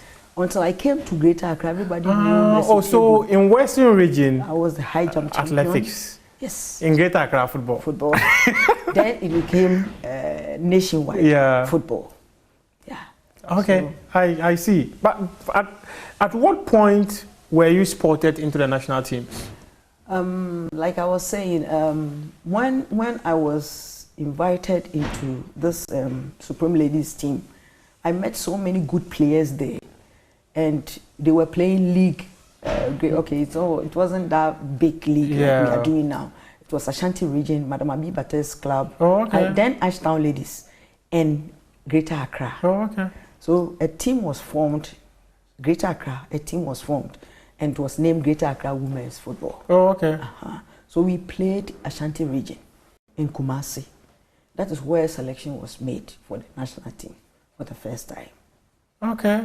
And you were spotted? And picked up? Yes. And I was picked up, and for reasons best known to the organizers, I was dropped again.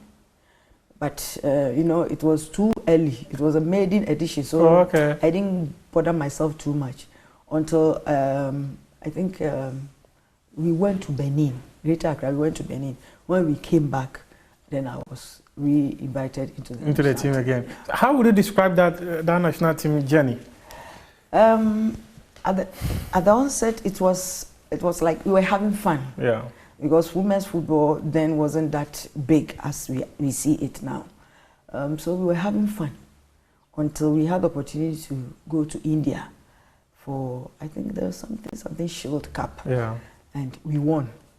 When we came back, then Nana Sam Butler was then the FA chairman, not president as it is now. Yeah, it was chairman. Yes.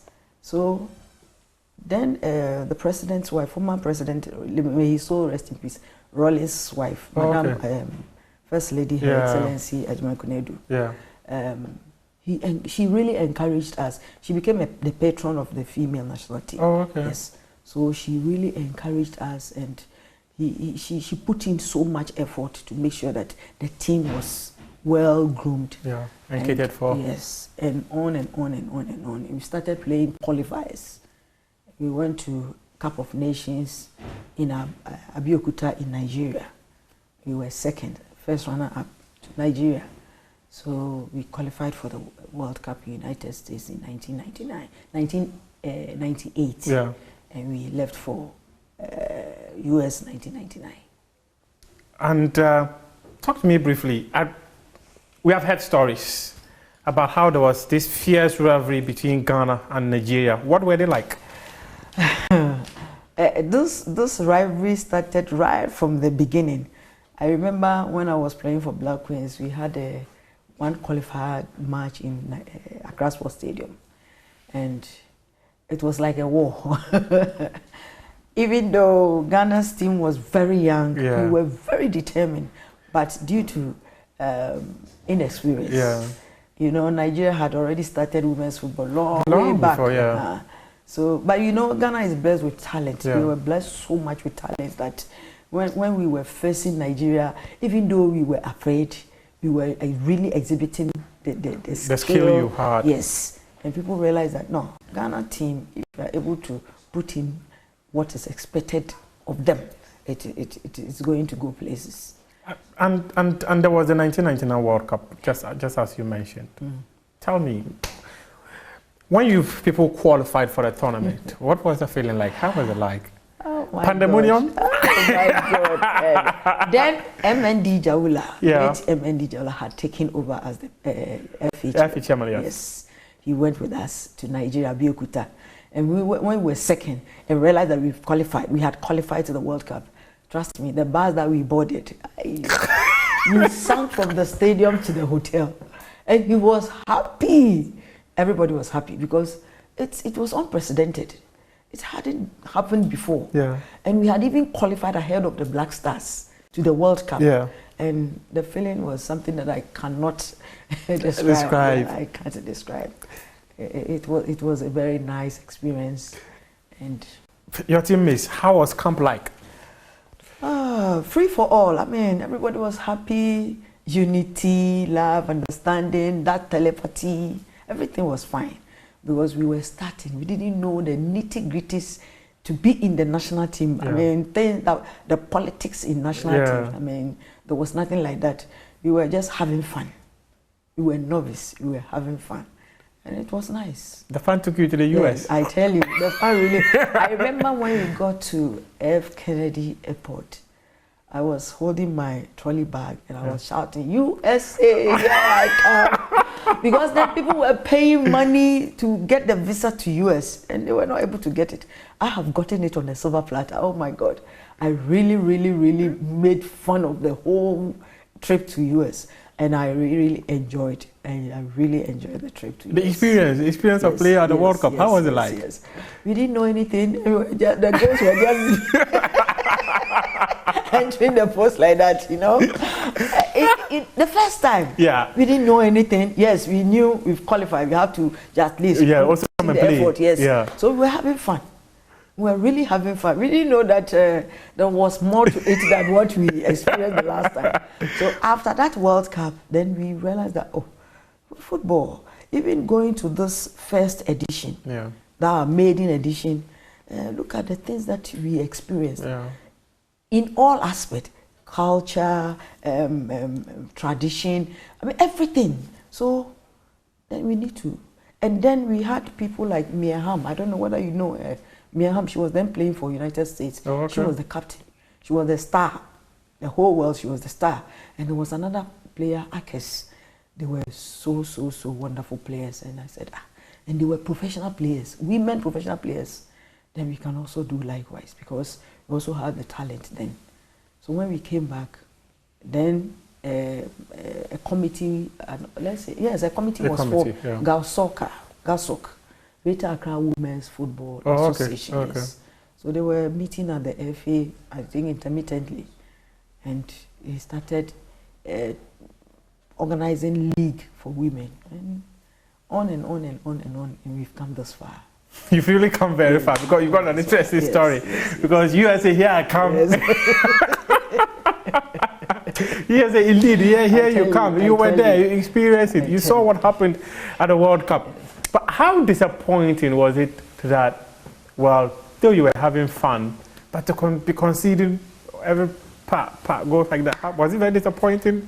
To me, it wasn't, because that was our first experience, and those we were playing with, they were so experienced. A team like China beat Ghana 6-0. Yeah. And they had played. Asia, they have well organized tournaments that they play. So we don't have, and by God's grace, we've qualified. We really needed to have fun, so we were really having fun until we finished that tournament. Then we realized that no, we could do better. So when we came back, we started organizing ourselves. Fortunately, one of us, my colleagues that we qualified the team to the World Cup, Vivian Mensah, she was part of the best 11 in the world. Oh, okay. Yes. Well, fortunately, she left the shores of Ghana very early, immediately after the World Cup. I think a year or two later, she left, and she's still in the US up to now. And many of your colleagues are in the US. But when you came back and they started organizing, making sure that there were structures for football, so that there will be some kind of development for the game for women in their country. If you look at then and look at the strides we've made, I remember recently when you went to Abuja for the Aisha Buhari Cup, where you said that we were so talented, we had everything going on for us, but now it appears we are now catching up. What went wrong between the time you people qualified for the World Cup and to now? What do you think went wrong? For me, I think women's football was taken for granted. Like women, our place is the kitchen. Why do we play football? Even now, some people have that mentality. Why do we play football, women's football? Forgetting that the world is now global. Everything is going forward, moving forward. Everything is being well organized. Look at the World Cup Cup of Nations for women in Morocco. In Morocco 2 years ago. Were you there? No. The spectating. It was crazy. Oh my God. It was crazy. That was just last year, actually. I think last year. I was there. I was invited by CAF as one of the technical study group. And I was surprised. I said, wow, women's football has really, really come far. African women's football. Some of us paved the way, and it has really fetched. And looking at where we were and where we've gotten to, I believe there is more room for improvement when it comes to Ghana women's football. And they are not doing badly. Trust me, they are not doing badly.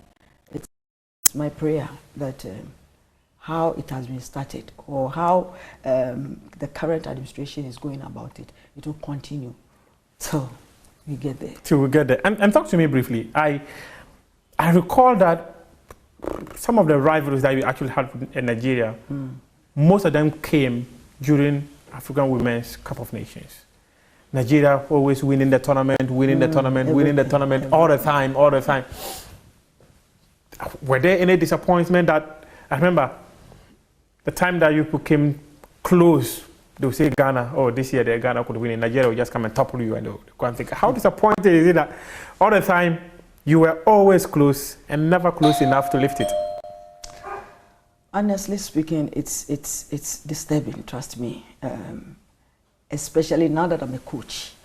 When I look back, what I can say that we were not doing certain things right. We were not organizing women's football very well in this country as at that time. We will be there, and a week or two, then women players will be organized, a gala will be played, and selection will be made for them to represent Ghana. Meanwhile, the club or the country that you are going to play with has started organizing themselves way back.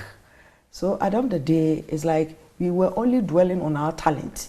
we are not thinking about developing the women's football. So for me, what they are doing now is far better than what we used to do. Now we are playing women's league. There is so much incentives, motivation here and there. After every match, a woman of the match. After every month, a coach of the month. These are morale booster. It helps a lot, and I think we are. Were there a point you felt that no, Ghana at least we should have won the African Women's Cup of Nations? Were there a point you felt that? Yeah, I remember in Abeokuta, that was my time. As far back as my time, 1998, we played. Then Congo DR had a very strong women's team. Not even South Africa, Congo DR. I remember we played them, and they beat us, and we beat them, and we met again in semi-finals, and we went to extra time, and we managed. There was one player called Kakraba, was able to elevate Ghana, so we went to the finals. We played Nigeria almost 90 minutes, and due to one or two things only known by the referee, a penalty was awarded for Nigeria to win, because there should be host and win at all costs. So we were beaten by a penalty. That was okay. So you felt cheated? Very cheated. Trust me. Some of us wept and wept and wept. But you know, it's like sugar in your hands that poured into sun. You can never recollect them. So, and there was nothing we could do. So when you beat them back in 2018, how did you feel? the Waffle Cup of Nations. I tell you, it was my prayer, especially when I became a coach for the national team. It was my main aim or objective was to beat Nigeria, hands down, so that it would look as if we had played. Now I'm a coach. Doesn't mean I didn't learn anything from. Since I took over as a coach of the Black Queens, I think Nigeria has beaten me only once. That was during the qualifier. Yeah. They beat us in Abuja. Yes. I said, okay, it's only a fool who will sit down to be beaten twice. So when we met them in Ghana, we by hook or crook we beat them. Yeah. But unfortunately, the goals were not enough. Weren't enough. And I beat them in Wafu, Zombi, and I beat them home return leg for the qualifier. But the goals weren't enough to propel us to the tournament. And it was even a tough draw for Ghana, considering the fact that two of the best nations, in the zone had to meet, and one of them would not qualify. It's not the best. The zonal thing that they've invented is not the best. Trust me. You are eliminating some of the good countries, footballing countries, and you are not showcasing your talent in the continent. It isn't the best. I'll come back to the coaching career, but let's talk about, at what point did you decide that you were going to be a referee? All my life, I plan ahead. I love football so much. So everything about football, I made sure that I needed to get myself involved. You need strength to run. Yeah. You need strength to kick.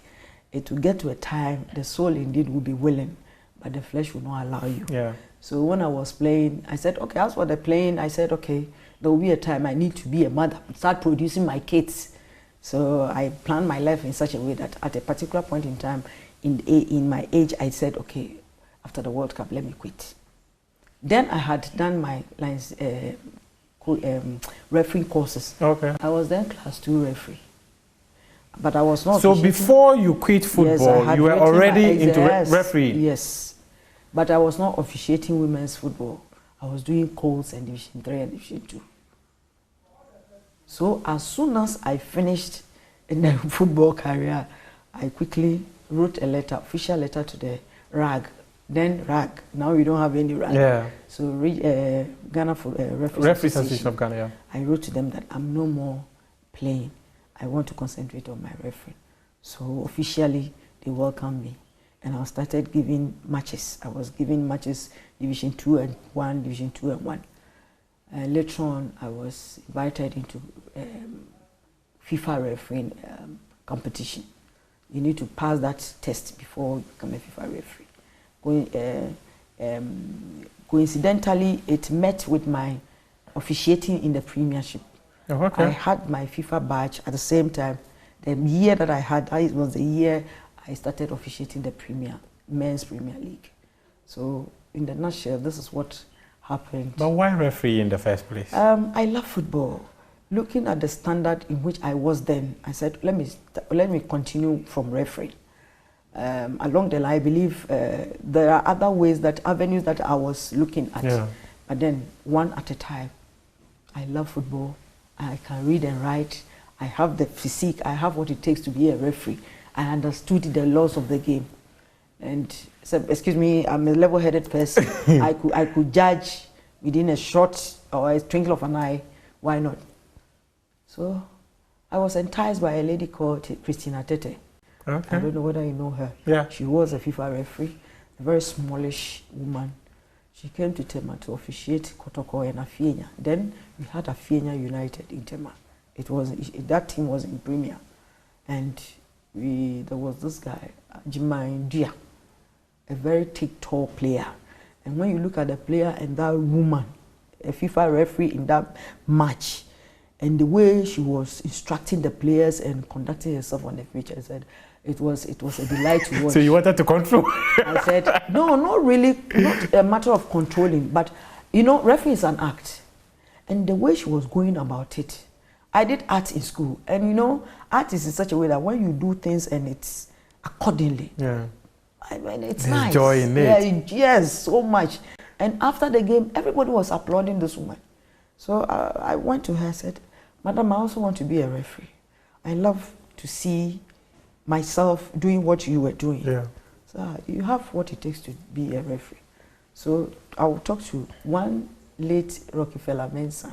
Okay. He was an assistant referee, FIFA referee. He was in Tema, a naval officer. So she introduced me to her and I spoke to him. Introduced me to him and I spoke to him, and he said I should write an application. And I wrote it. And it was Sunday. I sent the letter on Monday. Friday, they normally had their meetings on Fridays. So I attended their meeting. I was introduced to the house and I started training with them on Saturday. And they started coaching me gradually. So I went to write class 3. I passed and I started officiating boys' courts on and on and on. Gradually, I wrote class 3. After 3 years, I wrote class 3. Then I was still playing. I wrote class 2. I passed. So then it was left with assessment. Yeah. Being promoted to class 1. For a while, I was in Black Queens camp. So I think there was a time I was in camp when there was a game between Dewu and Dewu youngsters. Dewu youngsters and a particular team I've forgotten. Dewu then was in Division 2. That was my assessment. They were to assess me in that game. Oh, okay.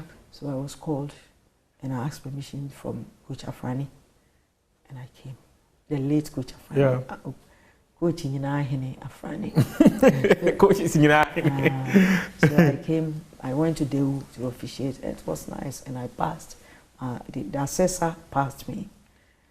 Immediately after the World Cup, I was promoted to Premier in the FIFA.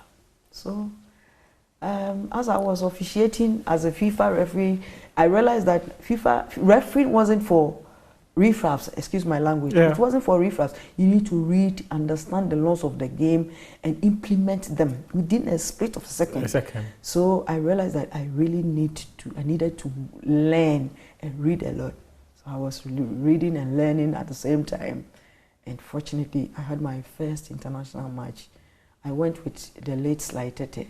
It seems everybody is late now. Those have been mentioned, everybody is late. God forbid, I'm not yet. My time is not yet. No, your time is not up yet. So I had an international game, my first international game as a FIFA referee in Benin. What's the name? Benin. Yeah, Benin, and I went with Sly Tete. That was between Benin and DR Congo. And I excelled.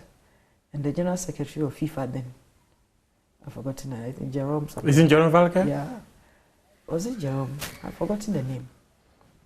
If it is in the from the 2000 is Jerome Valentine. Jerome, I think it's Jerome. During the recess, then Issa Hayatu was also there. They had a meeting in Benin, a world meeting in Benin. So I was called to their office, and they spoke to me. Said they like the way I am implementing the laws of the game. So I should see myself in the World Cup. So wow. But there will be a meeting in Portugal. I will be there. I said thank you. That gave me extremely the strength became the biggest morale booster ever. The strength became extraordinary. And I did the match safely, even though Benin lost. Yeah, they were so happy with the performance. And then the FA president there was the right-hand man of Issa Hayatu. Oh, okay. Anjori Musharraf. Oh, Anjori, yeah. Anjori, yeah. He said, oh, I've done well. So they would do everything humanly possible to assist me to get to the level that is appreciable. I said, okay. When I came back, I didn't sleep. I trained like a horse. Morning, evening, morning, evening, morning, evening. Because when you become a FIFA referee, I don't know what you cannot do. You can do anything. Anything, provided you want to. Wow. Yes. Because FIFA will pay you. Yeah, yeah. And he will give you the necessary information that you need to do your refereeing.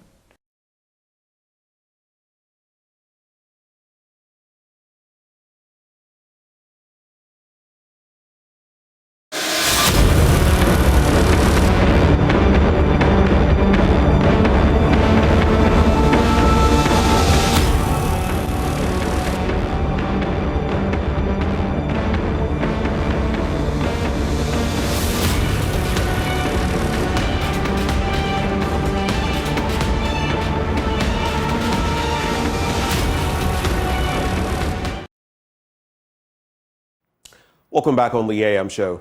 You know what time it is right now. I'm about to serve you hot my blunt thoughts for the morning. My name is Benjamin Akakpo. And this morning I've titled it, The Sleaze and Greed Factors of Our Misleaders. And Ghana Wept. The Sleaze and Greed Factors of Our Misleaders. And Ghana Wept. To start off today's blunt thoughts, I shall take you back to the year 1996. On April the 16th of that year, the legendary Michael Jackson released this song, They Don't Care About Us. Now, pardon my voice, I am not Michael Jackson, but the lyrics are what are important. So I'll walk you through some of them. They Don't Care About Us, that's the title of the song. It sounds something like, and I say like because again, I'm not Michael Jackson. Skinhead, deadhead, everybody gone bad, situation, aggravation, everybody allegation. In the suite, on the news, everybody, dog food, bang bang, shock dead, everybody's gone mad. All I want to say is that they don't really care about us. Beat me, hate me, you can never break me, will me, thrill me, you can never kill me, Jew me, sue me, everybody do me, kick me, kike me, don't you black or white me. All I want to say is that they don't really care about us. They don't care. This is how the misleadership in Ghana makes me feel. Our misleaders don't really care about us. They simply don't. A typical example is corruption. There's this quote which some people attribute to former American President Bill Clinton, which goes like, quote, "The true cost of corruption is when what should have been ain't or isn't, if you want to put it in English." Another bit that got me thinking about our misleadership is from a scene I got an explanation to yesterday in Abelinkwe. Now, I shared it this morning during our news review, and I'll share it again. Usually around the fire service end, there is this travel and tourism entity. And nowadays, when I use that route, I see people on both ends of the road and queues and all of that. So many people thronging the area. I've been wondering, what's going on there? Only to find out yesterday that these people, well, this place has some connections to a certain foreign country, Canada to be specific, and that a lot of people are thronging the place because guess what? They just want to ship out of Ghana. Get out of here. Can you blame them? Look at our latest Hotline documentary, A Nation That Begs. We've given you the genesis. Now we're about to serve you, or we're serving you from hero to zero. We have begged. We are begging. And because we're not putting in place the right mechanisms, we likely will continue to beg. The question is, why? Louis Farrakhan said something once. He says, we Africans present ourselves as international beggars, yet we have everything we need right under our feet. International beggars. We are renowned for begging, yet we have all the resources here. But before I get into some other details, no, it's not a sports show. But this morning, I just wanted to take a swipe at this before I get into some other pertinent matters. So you look at the first slide, Ghana Premier League, 5-year winning trend. 2018-2019 truncated. 2019-2020 no Premier League. In the following year, Hearts of Oak won it. Their prize money, 250,000 Ghana cedis. Asante Kotoko won it the following year, same amount. Then 2022-2023, 26,629 Ghana cedis, the equivalent of 300,000 cedis. Let's go to the next slide. But I just want us to do a bit of a breakdown. I mean, sometimes we wonder why our sports isn't progressing as we want it, that the talent doesn't really want to stay here once they get the opportunity to up and leave, like we see in Egypt, where they have a solid homegrown foundation when it comes to football, which also explains why we are not winning trophies. Ghana Premier League, Mediama wins. Look at the prize analysis. The total Mediama squad is 35 players, according to the GFA. If you look at the amount per player, it means if we split it, they're going to get 8,571 cedis and 40 pesos for an entire season. Kato Kreku, how can we continue like this and expect our football, local soccer, to develop? How? How can we? Now let's look at comparatively. Let's go to the next slide. If you think I'm being, here it is. Ghana, 300,000 cedis, the equivalent of $26.6K dollars. Nigeria, 100 million naira, the equivalent of 215,000 and some $8. $800. 8 times higher than what we are giving. Cameroon, 100 million FCFA, the equivalent of about $163.4K dollars, 6 times higher. Are you saying these countries are so much better than we are in terms of resources? Nigeria, you can give them some, big brother Nigeria. But Cameroon, I mean, are you saying we can't do this? We talk about we want to win trophies and we want to boost our sports and da-da-da-da-da. When you're doing this, you will go nowhere. You will not go anywhere. I just had to say it this morning. How can we do this? And that trophy, Kato Kreko, respectfully, that Premier League trophy, you know what it is. And then the medals you give them, I don't know, but even when we're doing them locally, I think we can do better. But let's move away from sports and get into our next slide. More other pertinent matters. I shouldn't say more, other pertinent matters. Ghana is on the World Health Organization's list of 55 vulnerable countries, which have low numbers of nurses per head of population.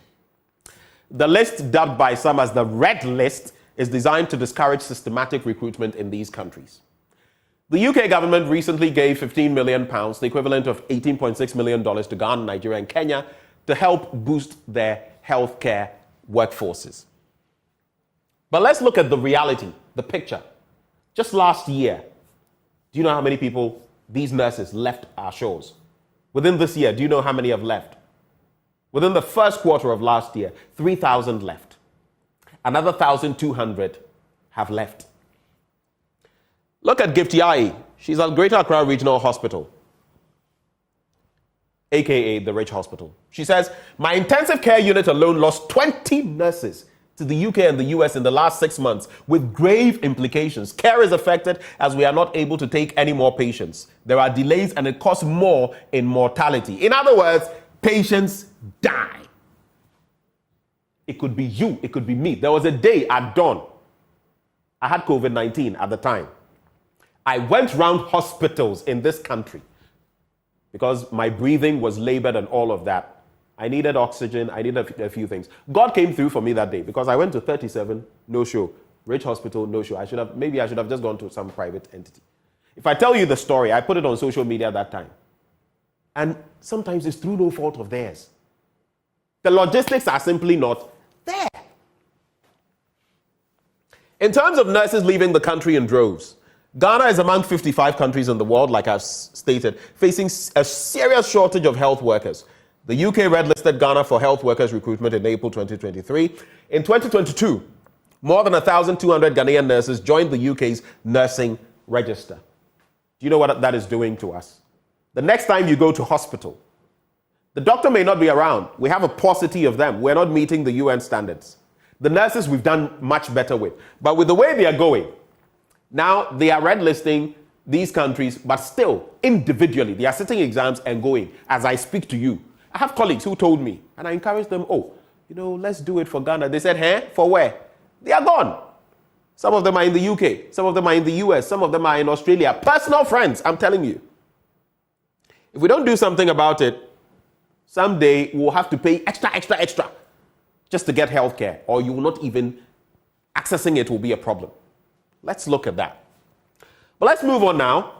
According to the World Bank, some of the countries' PPAs, and I just want to switch from health to the power sector because it's become a paramount issue recently.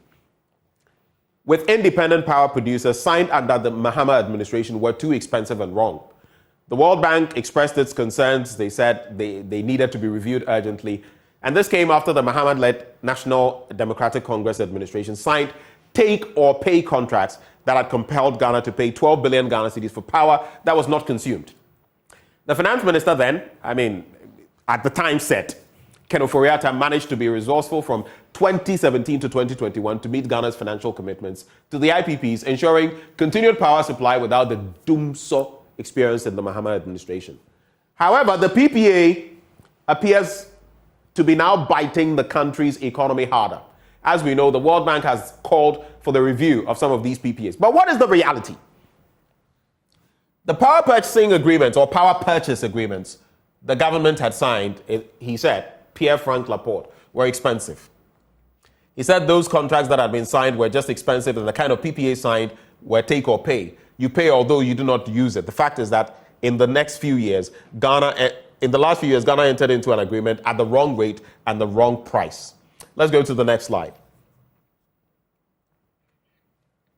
But the NDC reacted to Pierre Laporte saying the PPA signed under that administration was the cheapest compared to other agreements, which is true. The Ameri deal remained the cheapest among existing thermal plants across the country. The World Bank director did not have a holistic picture of the issue. That one, I cannot say whether he didn't have a holistic picture because I have my own concerns with some of what they did. But as far as some of these facts are concerned, they are correct. Take-or-pay contracts were inevitable, which again is a fact. We didn't have an option. It's like going to the IMF now. Our hands were tied. Like it or not, we had to go. All PPAs after 2016 had a take-or-pay component, and that is according to Kwabena Donko, MP for Upper East and former power minister. I have a question for the majority side in Parliament. I like this kind of conversation because it gives value for money. But you say that it was cruel, Samuel Atachia. You say it was reckless and all of that. But your side then in the minority, you approved all of them.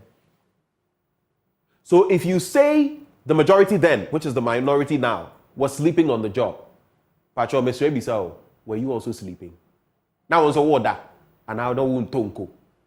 So if they were sleeping then, what were you doing? Next slide. So looking at the risk assessment matrix, the International Monetary Fund has proffered 3 policies including acquisitions and mergers of banks and non-banks to mitigate the possible systematic financial instability in Ghana. I've segued now to what should be my penultimate issue that I'm going to be discussing. Next slide. Now the DDEP It's still biting us because we're still in the midst of the IMF. The IMF revealed the recent domestic debt exchange program in Ghana, which exchanged old sovereign bonds for new ones, had affected the health of the country's financial sector, which we are seeing. The banks have their own issues, but that is also a fact. I'm tying that into this final bit that I'm looking at. I beg you, Nana Addo Dankwa Akufo-Addo, our children, the school feeding program, what they are getting is not enough. The increments we are proffering for them are not enough. I mean, look at inflation now, where it's shot up again, over 42%. How can we survive on some of the metrics? And I'll break it down for you in case they've not told you. I beg of you, reach out, school feeding. Kufuor started it, it's wonderful. Let's do better. Caterers rejected the 1.2 Ghana cedi increment. We're using what, 97 pesos? I mean, in Siompo, you're saying. The increase is insufficient and unacceptable, they said. They requested a payment of 3 cedis, 50 pesos per child. This is even low, but at least they can make do with it. Now, the caterers have withdrawn their services and demanded that governments settle outstanding arrears. Let's go to the next slide. Look at the trajectory. School feeding program. Increment to 1 cedi, 20 pesos per child. The current charge per head, 97 pesos. The current adjustment, 1 cedi, 20 pesos. The new proposal, 3 cedis, 50 pesos. I think that is reasonable for a meal, a hot meal. But if you look at the program and the impact of food inflation, the food inflation is now 48.7%. In fact, we even have to factor in what the most current one is on charge per head. But look at the description and the value lost to inflation. The 97 pesos, right? If you look at the value lost to inflation, 47.2 pesos, which means in reality, even when you are giving them 97 pesos, what they have to deal with is a little shy of 50 pesos, 49 pesos, 49.7 pesos. You look at the current adjustment, 1 cedi, 20 pesos. Even if it goes there, and you look at the value lost to inflation, 58 cedis, you just have about 60 pesos to play with. In fact, that's the amount left, 61.5 pesos. The proposed amount of 3 cedis, 50 pesos. 1 cedi, 71 pesos will be lost to inflation, but at least they will have another 1 cedi, 79 pesos, which is still above the 1 cedi, 20 pesos that has been proposed. Mr. President, I know some people feel I lambast you too much. It is merely because these things cannot prevail. If I were in school now, benefiting from this, I would want to get a good meal. A meal that would make me cheerful, to be in school, to be in class. When some of these matters come up and we share them, it's because we put ourselves in the shoes of those people, those children who are on the floor learning, who don't have a blackboard or a whiteboard and the teacher has to draw in the air. Those kids who drowned. There are myriad problems. We can solve them bit by bit. Let's tackle the most important ones. And let's stop the profligacy with our resources. Mr. President, I salute you, but there's a lot of work to be done in Ghana. My name is Benjamin Akapo. These are my blunt thoughts served to you hot, raw, and edited and diluted. God bless Ghana and make her great and strong.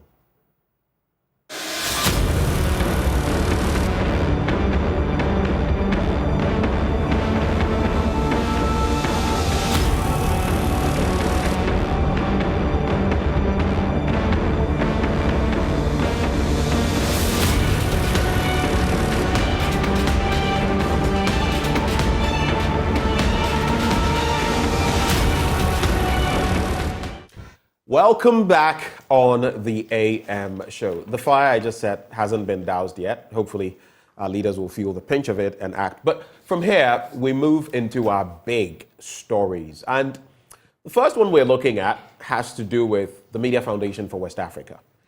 A few days ago, in fact, 2 days ago, they organized an event focusing on hate speech in the media and democratic consolidation in Ghana. Well, today to help us expand on that, on the bit about abusive language, hate speech, the media, and responsibility, we have joining us in the studio Dr. Kojo Impraim. He's Director of Research and Advocacy with the Media Foundation for West Africa. We also have Abigail Labi Odei, Manager, Media and Good Governance Program, Media Foundation for West Africa. I always start with this. If I murdered any portion of your name, say it now or forever hold your peace. Yeah. So which portion did I murder? No, you got it. I got it right. I think you got my Impraim correctly pronounced. People just struggle with that. All right. So let's get into the thrust of the conversation. But even before we get there, Doc, I'd like to find out, why did you put together this program? You brought on board the NMC, many other bodies. Why the need for this program in the first place? Right, thank you. And let me put it into this perspective. The issue of hate speech is, as my colleague said, it's a pandemic that is coming. And I think it's already there. But we haven't amplified it the way we thought it should be in terms of a conversation around it. Right. Some time ago, we've had a partnership with National Peace Council, National Media Commission, in helping them to put a document together. It's a guideline. Of course, their own document, but we made an input to it. I was fortunate at the time. I was working with National Peace Council, so I led the process. So hate speech is a global issue. When you look at the United Nations Universal Declaration of Human Rights, 1948, it set the tone, which is that all human beings are born equal. We have dignity, we have right. That does not really talk about hate speech, but if you go further to 1965 International Convention of Elimination Against Racism, it's more specific on hate speech. And back home in Ghana, our Constitution, Chapter 5, is categorical. If you read clause 12, 21, and 17, it's mandating state actors to ensure that we are equally respected, we have freedom of speech and association and all that. Over the period, hate is hate, but unfortunately, it happens in private circles, in group circles, but we have seen that the mass media has become the medium through which political actors, media inclusive, has been using that platform to amplify the concerns or to propagate hate speech. But let me also say that hate speech did not necessarily start with the emergence of new media, which we may talk about it. It has been delved into the traditional senses. But the problem is that the new media has a structure. It's decentralized. It has an animal structure. It has connectivity interactions, and it has a mobilization ability. And therefore, the ability of using social media has amplified the threat of hate speech to national cohesion, to democratic values, to governance, to building the nation together. And that's why we thought National Peace Council has a mandate of putting mechanism to prevent conflict, putting a mechanism to resolve conflict, and putting a mechanism for sustainable peace. NMC has equally a statutory mandate to ensure that media content are regulated in a certain way that brings professionalism. And of course, as Media Foundation for West Africa, as non-state actor, we have a responsibility of empowering voices, of empowering the media to put right professionalism in place. And therefore, we thought this concern had been there for a very long time. It is time for us to bring to a national conversation. And that triggered that initiative from our end. And partnering also with the National House of Chiefs that has a traditional mandate to ensure that we work together. So that's the reason why we put this concept together. And the National House of Chiefs, we've also seen, Abigail, how sometimes our traditional rulers themselves, first of all, they are not supposed to wade into politics. They are, a lot of them. Paramountcies and all of that involved.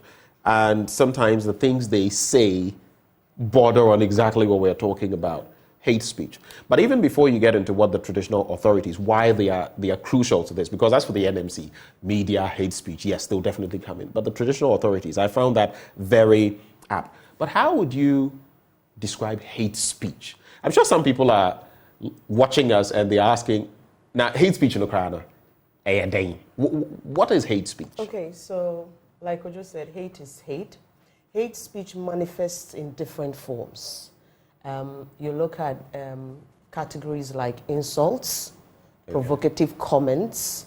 You look at gender stereotypical comments. So there are comments about why a woman should not, wade into male domains, for instance, and then somebody would just pass a comment like that. Then there are also the tribal Reminds me of, slurs. I think in Kenya also, a woman who was shamed, a member of parliament, because she had her period. And now she's a campaigner. Yeah. She was shamed in parliament. Yeah, so really that is a form of hate. So basically comments that tend to bring negative feelings to people, disdain, solicit disdain from people, comments that make people or groups feel dehumanized. Marginalized. Exactly. So once I pass a comment that makes you feel dehumanized, like Ojo said, we all have the right to life, which is a fundamental human right. And then also we have the freedom of expression and freedom of speech. But then in exercising that freedom of speech, you do that within the context of respect for humanity, respect for others' views, others' opinions. We are talking about ethnicity, gender, sexual orientation and all of that. If at any point in time there is any comment that comes that tends to impugn on any of these things, it is likely to incense people towards any action, towards violence, towards anything that they would also do to make them feel better. And I think that we've had instances during elections. Even there's the Rwandan genocide case that is cited often. I was because about to get right into that. One group actually felt impugned, one group felt disrespected, and all of that. So basically, hate speech, it's something that it's any form of narrative, any form of conversation, words. And I want to cite this actually document by the National Peace Council. It talks about a speech that encourages audience to have negative feelings or, get into negative actions, utterances that depict others as inherently inferior. There is also utterances that dehumanize, as I've talked about. There are the cultural stereotypes. And I think that some of these things are so much with us, even in our socialization, where we tend to, impugn a certain ethnic group for something. And these people are known for this. This group is known for that. Witch doctors and this and that. And then we grow, exactly. We grow with them, unfortunately, and sometimes they escalate into incitement. And then we also have even pictures published in the media, which could lead to ethnic, religious, or racial discrimination. Stories or essays used by media houses ridiculing others. And then we have the insult, prejudice, bigotry, ethnic slurs, stereotyping, incitement. At the Media Foundation for West Africa, during elections, we usually monitor language used by political party communicators and the media houses also that allow their platforms to be used for such. And over 3 election years that we have monitored, 2012, 2016, 2020, what the data shows is that when it comes to electioneering periods, provocative comments, insightful comments are the most leading indecent expressions that we have. So we see political party opponents using insults, using provocative comments, using insightful comments against their opponents. And then other one, unsubstantiated allegations that are meant to impugn the reputation of another. By the time you delve into the issue, trying to fact check and bring out the facts, the character of a person or an individual or a group has been assassinated. Damage is done. And so hate is hate, and it's about time that we actually do something about it as a nation, maybe raise the profile of the conversation to a national level so that we can make real actions that help to deal with it.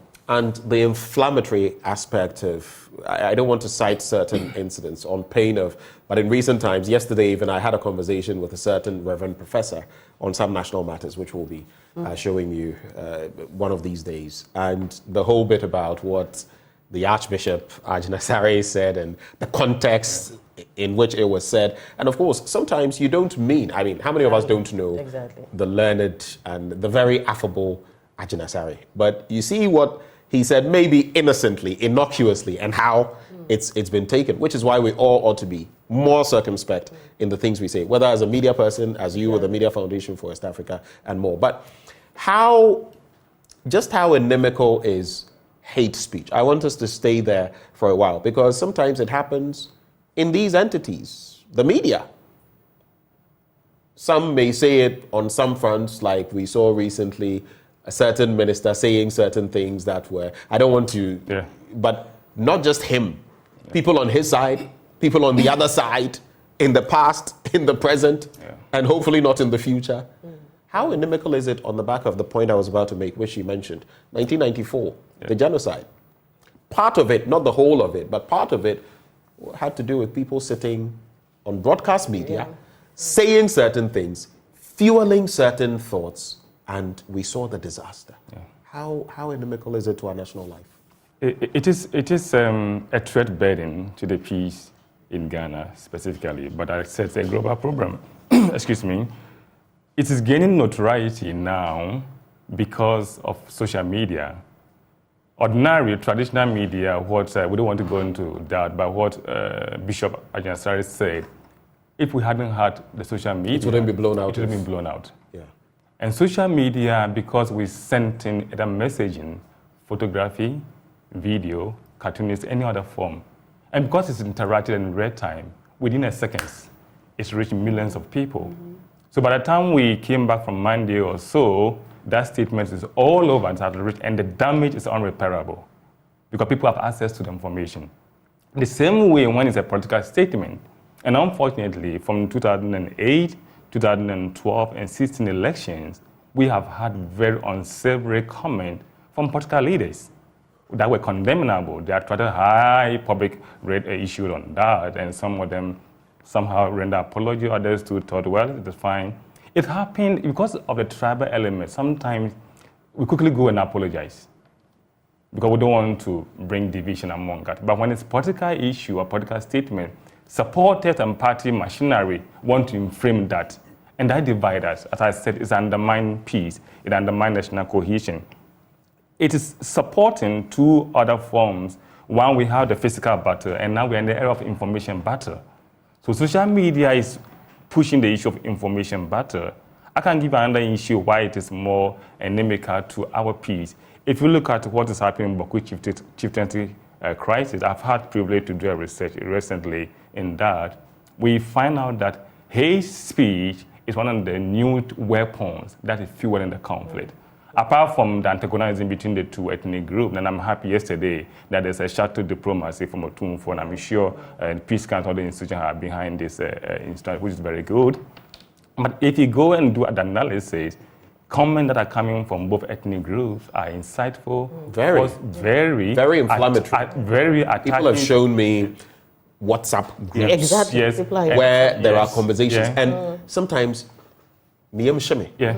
my heart, because if you look at some of the things people are saying on certain platforms, you ask yourself, is this another intractable conflict? Is it even soluble, so to speak? Can you resolve it?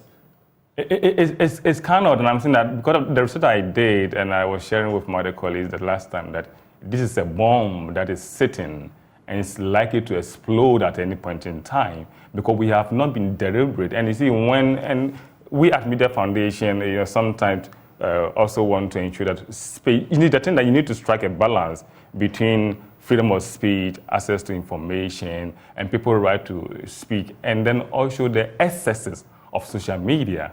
Every technology comes with excess, every innovation comes with excess, every phenomenon comes with excess. We think that, or in my perspective, it is time for us to have a conversation on this threat to peace. How do we, if you don't want to pass a law on social media, for example, there should be some code of ethics. There should be some regulation of some sort that regulates all how much we can say at each point in time. Otherwise, this threat, and as we are going towards election next year, the political parties under the 8th Parliament, somehow we are seeing a little bit of decorum in their political campaigning, but we are hoping that they will stay on that tangent. We've had ugly incidents. That's optimism. Pardon my repeating this, the Bee widow thing. You remember in Parliament with the placards. And the Speaker at the time having to say that, now the hoisting of placards and all of that, but it communicates same. It's good that you brought the Parliament thing. When I did analysis, you could see that the ethnic group, especially the youth, are picking statements from the floor of Parliament to support the allegation of the conflict.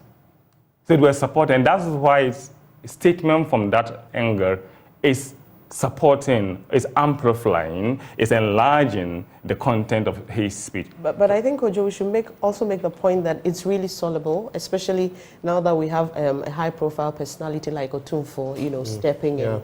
To mediate the conversation. On the side of media, we were concerned, and I remember the National Media Commission had to at some point then issue a very strong-worded statement about how the media was being weaponized or is being weaponized in all of the situation in Boku, and that's where we are very much concerned, because we also noticed that people are going into echo chambers, even online and offline, when it comes to the attention economy. And so if you're online, people are within WhatsApp groups and they are mobilizing and they are planning, and that's where we should be concerned about and be able to call out some of these things and say, no, hate is hate, and the more we propagate hate against a group or an individual, it's likely to escalate because it will incite people to violence. I really think that there's a lot of work on a number of stakeholders to deal with this issue. The UN, for instance, has come up, I think, June 18 as the International Day on Countering Hate Speech, globally, so that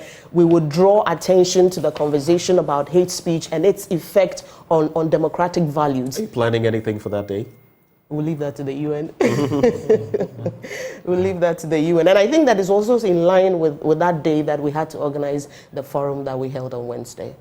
I think another crucial angle, especially as we're talking social media, like you said, Doc, many, many years ago, there were things you could have said which may have been out of turn, in poor taste, but you would be able to backtrack quickly and people wouldn't make a meal of it. But now, you say it and your detractors are there and they will take it, lap it up and spread it everywhere. The danger there is artificial intelligence, and even worse, deep fake.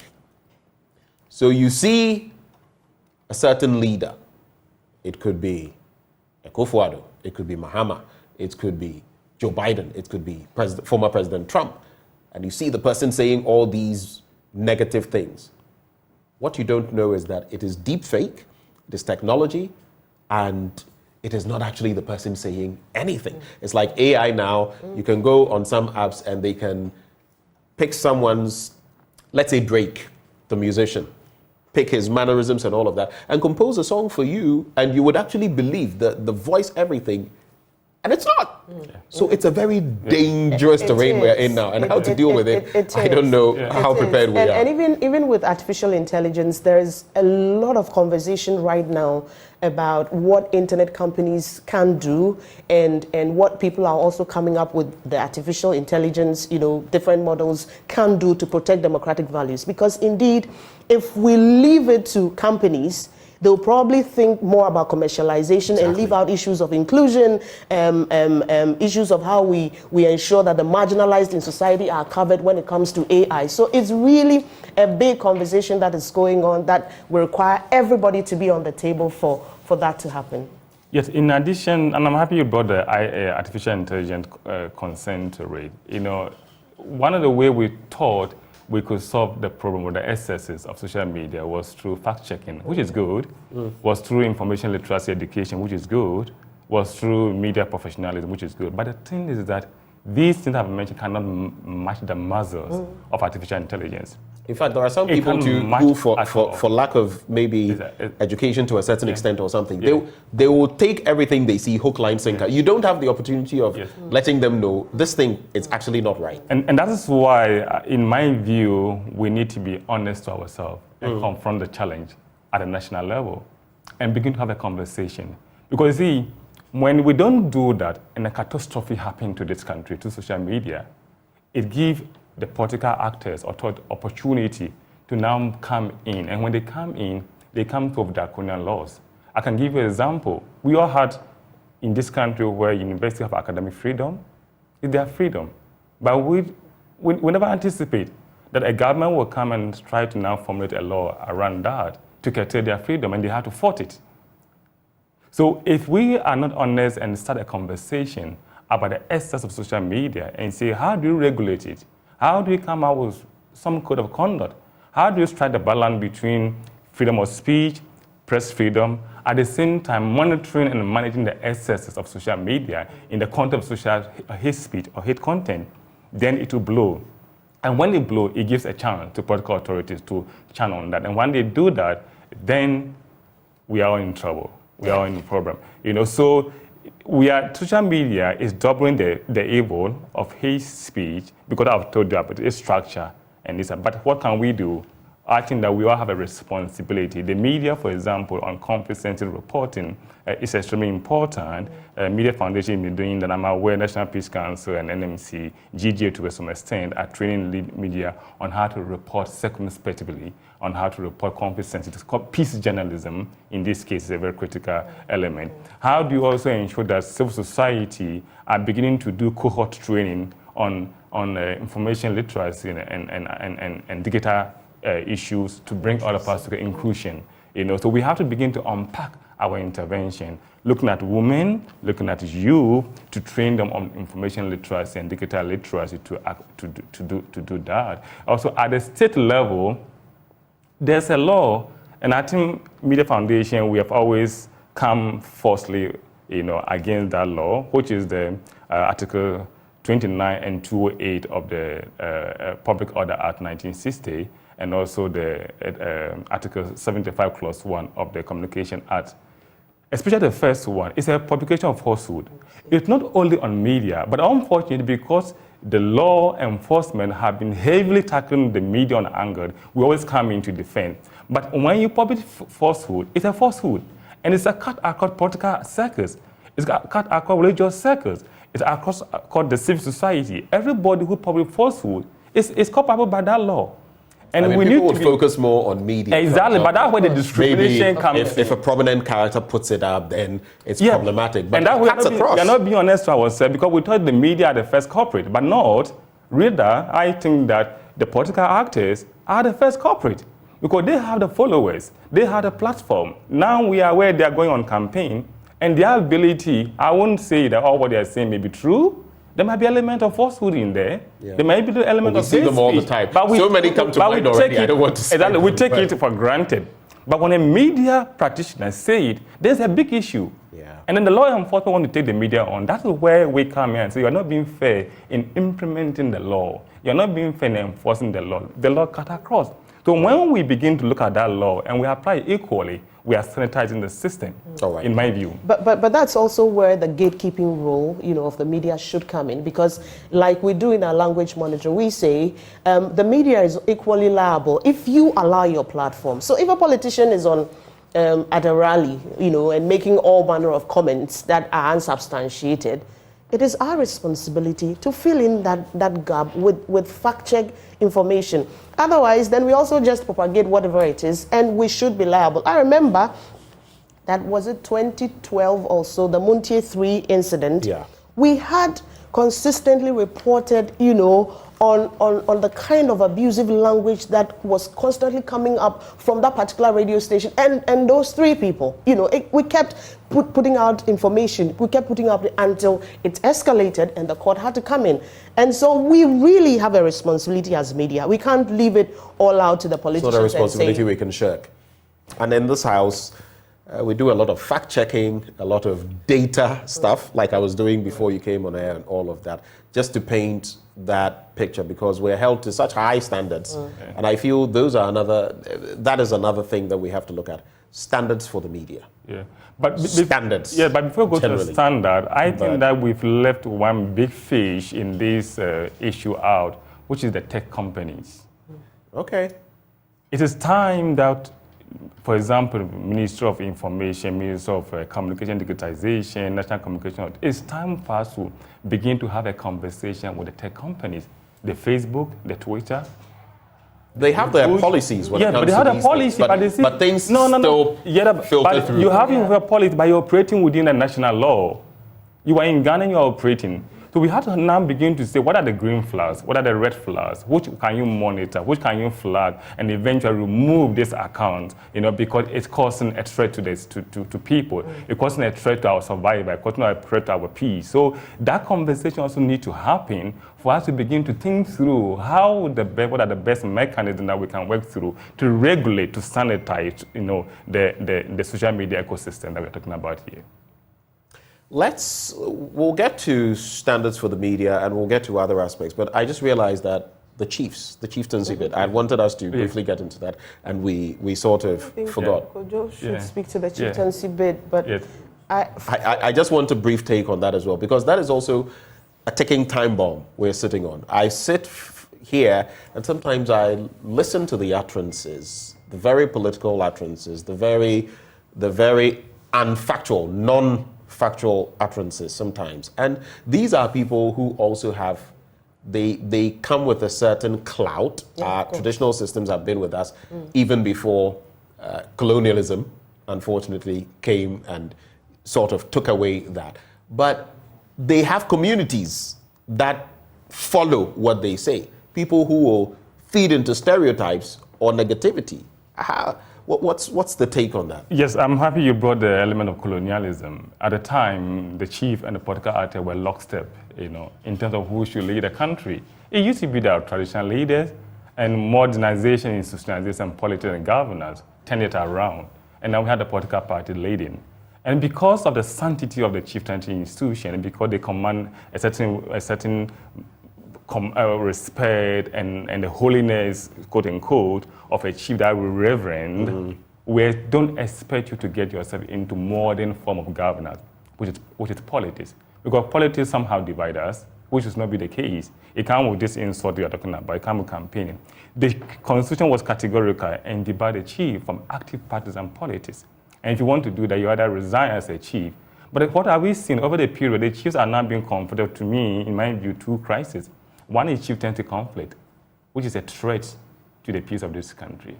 The other one is they getting into politics and making endorsement of one political party or the other. Once you do that, you've divided your subjects. Exactly. Once you do that, you have divided your kingdom. You can point to your needs. Exactly. You can point to what is happening and what is not happening. But once you side to one, towards one end. And I'm saying that we sometimes not being honest as to ourselves, because there are laws, and the laws have to be enforced. So if a chief make that comment, which is divisive, which is partisan, the law must work. The world must work. But you see, we are always going for the small fishes and say, oh, let's go and deal with that guy. But you have left the chief who command a lot of subjects. So the chief even with the chiefs. Exactly. Sometimes you would realize that it depends on what kind of chief. Exactly. So someone can say something and it is bad, but it is this chief or that paramountcy or this person from this part of the country. Another one says it, and because that one is a lesser chief or something, that one people will go after. So it's about fairness, equity in application of the law, which we have not able to do that effectively in this country, in my view, right? So we thought the chief has a mandate in addressing hate speech, because when there are divisions, it's happening in their communities, and they feel the heat more than those in the cities. Right. So bringing them to using their authority was a very good thing that we thought, if we get them to do that advocacy also. And I'm hope that from here, and when Secretary Kono II came, he made a very fantastic remarks. And he really actually broke the subject into crisis, into causes, into the solution, and what we could all do. And he said that, for example, the political parties, politicians are the first culprit, and which you all know. And therefore, it's charging them that going forward, there should be more decorum, and there should be some regulation also thrown to the parliament to think through how they can regulate social media. And the hate speech should be totally eliminated, or if not reduced in our country. I think where we want to see our chiefs mostly is like we're seeing today in the Daily Graphic. Otumfuo steps in to resolve Boko conflict. Yeah. We've seen similar things in the past. Togbi Afede, among other prominent chiefs who have done such things. Those are the things we want to see, rather than the hate speech and everything. But you see, the point that you see, sometimes we also don't have to fault the chiefs so much because of the partisan nature of our.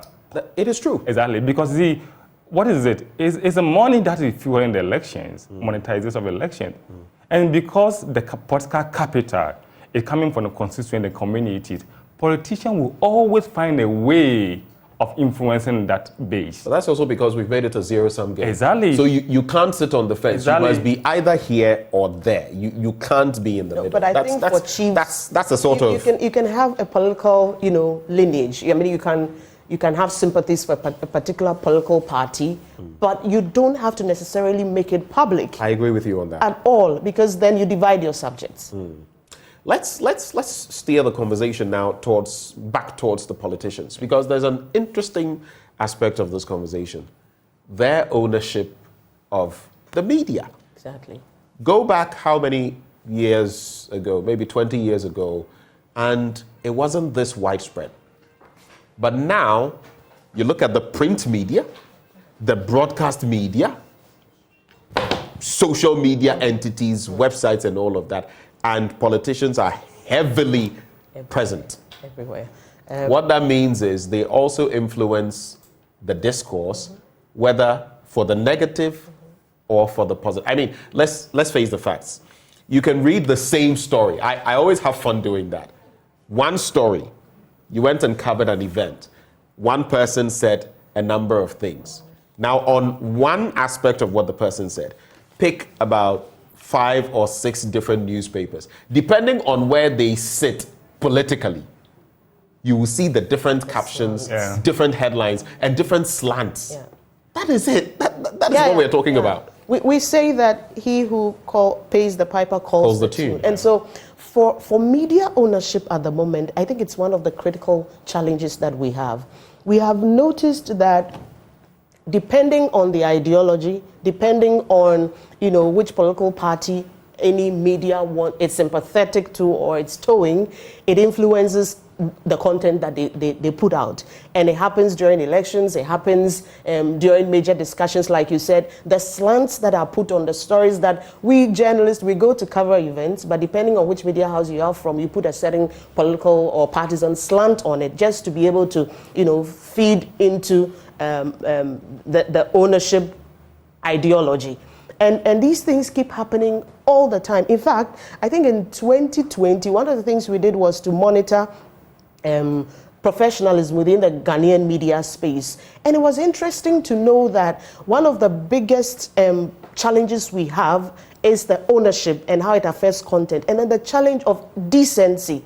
So we have a lot of content out there that is not decent, and it's because sometimes related to issues of lack of training, the required skills to be able to do quality programming. And quality programming is supposed to be devoid of the insults and all of those things. It is happening. And then the ownership dictating which content should be on air at any point in time. We have also noted, I think one of the reasons why we brought Giba to be part of the panelists was to also hear, because Giba is supposed to be the Association of the Independent Broadcasters, in Ghana. The broadcast medium is actually one of the areas that we see a lot of these things happening. So we brought them, and Giba says that they have a code of conduct. So how is it that despite the code of conduct, the existence of a code of conduct, we still see the ownership reflecting in content to the extent that it also then divides audiences, divides listeners, and forces people into echo chambers. So I listen to this particular station, and it's because at the end of the day they feed into my political ideology. I buy this newspaper because I know it toes a certain line. Yeah. But you see, the thing is that for how long shall we continue to talk about media ownership as a problem? For how long shall we continue to talk about sustainability of media as a problem? We saw this coming. Once we moved to liberalize the media and the airwave, they used to be the monopoly of GBC or the state broadcaster. But once we liberated and the private sector came into being and then expanding the Are you saying that in itself was a problem? Was a good thing, but we did not put in the mechanism to address the excess. This is where always the problem lies. So we have created a hydra-headed Exactly. serpent. So we're liberalizing the media space, and more are coming now. The online has come to become another important mouthpiece in the supply chain of information on a daily basis. But we've been talking about ownership. Can't we begin to address that issue? That question I'm asking myself, is it beyond our limit to address that challenge? Which I don't think is so, because we have to start working. There is, if you get a spectrum and open a radio or media or whatever, a TV or that, there are requirements to that. There are laws regulating that. As a media owner, you have a responsibility to ensure your gatekeeping role. You have a responsibility to ensure professional standard and all that. As an anchor of a news, you have a responsibility. As an editor, you have a responsibility. You see, that change of editorial standard needs to be activated in the various media houses. If you're not doing that, NMC has a responsibility, and NC has a responsibility to ensure that the law is being applied. So that's why I'm saying that for how long shall we continue talking about the problem? Would that not necessarily taking steps to addressing the problem? There are two sides to that as well, because I'll be coming to you about whether we need more standardization for the media. People have even said that, look, professionally, if you want to be an accountant, there's a body, there's a process you go through. If you want to be an engineer, there's a process you go through. If you want to be a lawyer, if you want to be a pharmacist, if you want to be a marketer, chartered marketer, if you want to be an HR professional, all of these bodies, a medical doctor, have professional associations and routes that you go through. I'll be coming to you shortly on that. But on that very point you are making, so many thoughts are going through my head. Okay. But maybe I'll just come to the bit about the standardization then. Do we need more? I think we have enough, honestly. I mean, who is a journalist and who is maybe a media practitioner? I think we have enough. I honestly think we have enough. Some people go maybe through I should come back to you. Who is a journalist?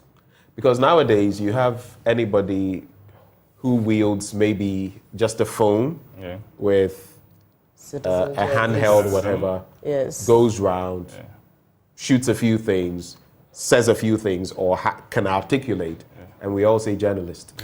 Yeah, but which is good, because then it's expanding the frontier of freedom of speech and media freedom. But what are the consequences? But I'm saying that we see the problem coming, but our ability to put in mechanism to address it is always not there or limited. Because once you pave the way for citizen journalism, these are amateur, they're not professional. The likelihood for them to bring unsavory comments is very high. The likelihood for them to spin the hate speech is very high. The likelihood for them to bring hateful content will be there. And that is why regulation, to my view, needs to start a conversation around it. We need to start a conversation around it. Because you see, it becomes a threat to us. It's a threat to the peace, our relative peace now. I'm saying that we are sitting on a timing bomb. Only God knows when it will explode. For us to now give ourselves to the political actors, authorities, to step in, and when they step in, has a very dire consequence. The other issue about media ownership, in my view, is that, and of course, he said there are more laws. We have the GIBA Code of Conduct, we have NMC Code of Conduct, we have GJA, and now recently, National Peace Council have launched guidelines on hate speech and other forms of indecent expression in this country. What I'm expecting them to do now, I hope they will do, is to activate the advocacy element of it, so that this guideline is more known to more citizens, more media, and all that. Okay. Let me just, on that same trajectory, I just want to pick her thoughts on this bit. Standards, yes. Mm-hmm. But sometimes don't we get hypocritical? Because we've heard sometimes, some utterances within the media that are in poor taste. Mm-hmm. I don't want to cite. Some have been taken to court. Others are in the process of getting to court. Yeah. Others have led to people being, unfortunately, beaten and all of that, which is not right. Yeah. But we've seen all of that happen. Sometimes too within the media. And we must take criticism when it's due. Yeah. We are not paragons of virtue. Sometimes we get it wrong.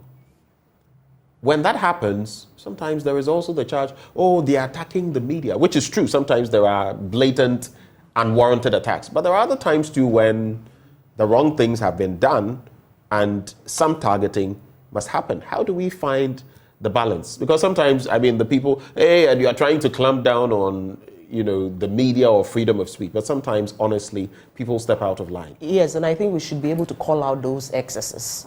There is something we say at the Media Foundation. So who watches the watchdog? We say that the media is the watchdog of a society, but then who is watching the media as well to be able to call out the excesses? We definitely sometimes, you know, fall foul of our own ethics. You know, sometimes in your publications, you may not have fact-checked something and you went ahead to publish and you get sued or somebody gets offended by some of the publications we put out. Which is where sometimes when you do get it wrong, I mean, you may get it right 99% of the time. If 1% you get it wrong, you should be able to come out and say, oh, this time I got this wrong, which I feel our politicians could learn as well. They could take a leaf from that. Hopefully they do. Hopefully they do. But I think that, you see, we also in the job of conscience. I think that for journalism, you also need conscience, because what we do impacts so much in the public interests. You know, and so as much as possible, if at any point in time you feel you have erred in your publication, it's only fair. And organizations like Media Foundation would always call out the excesses of the media.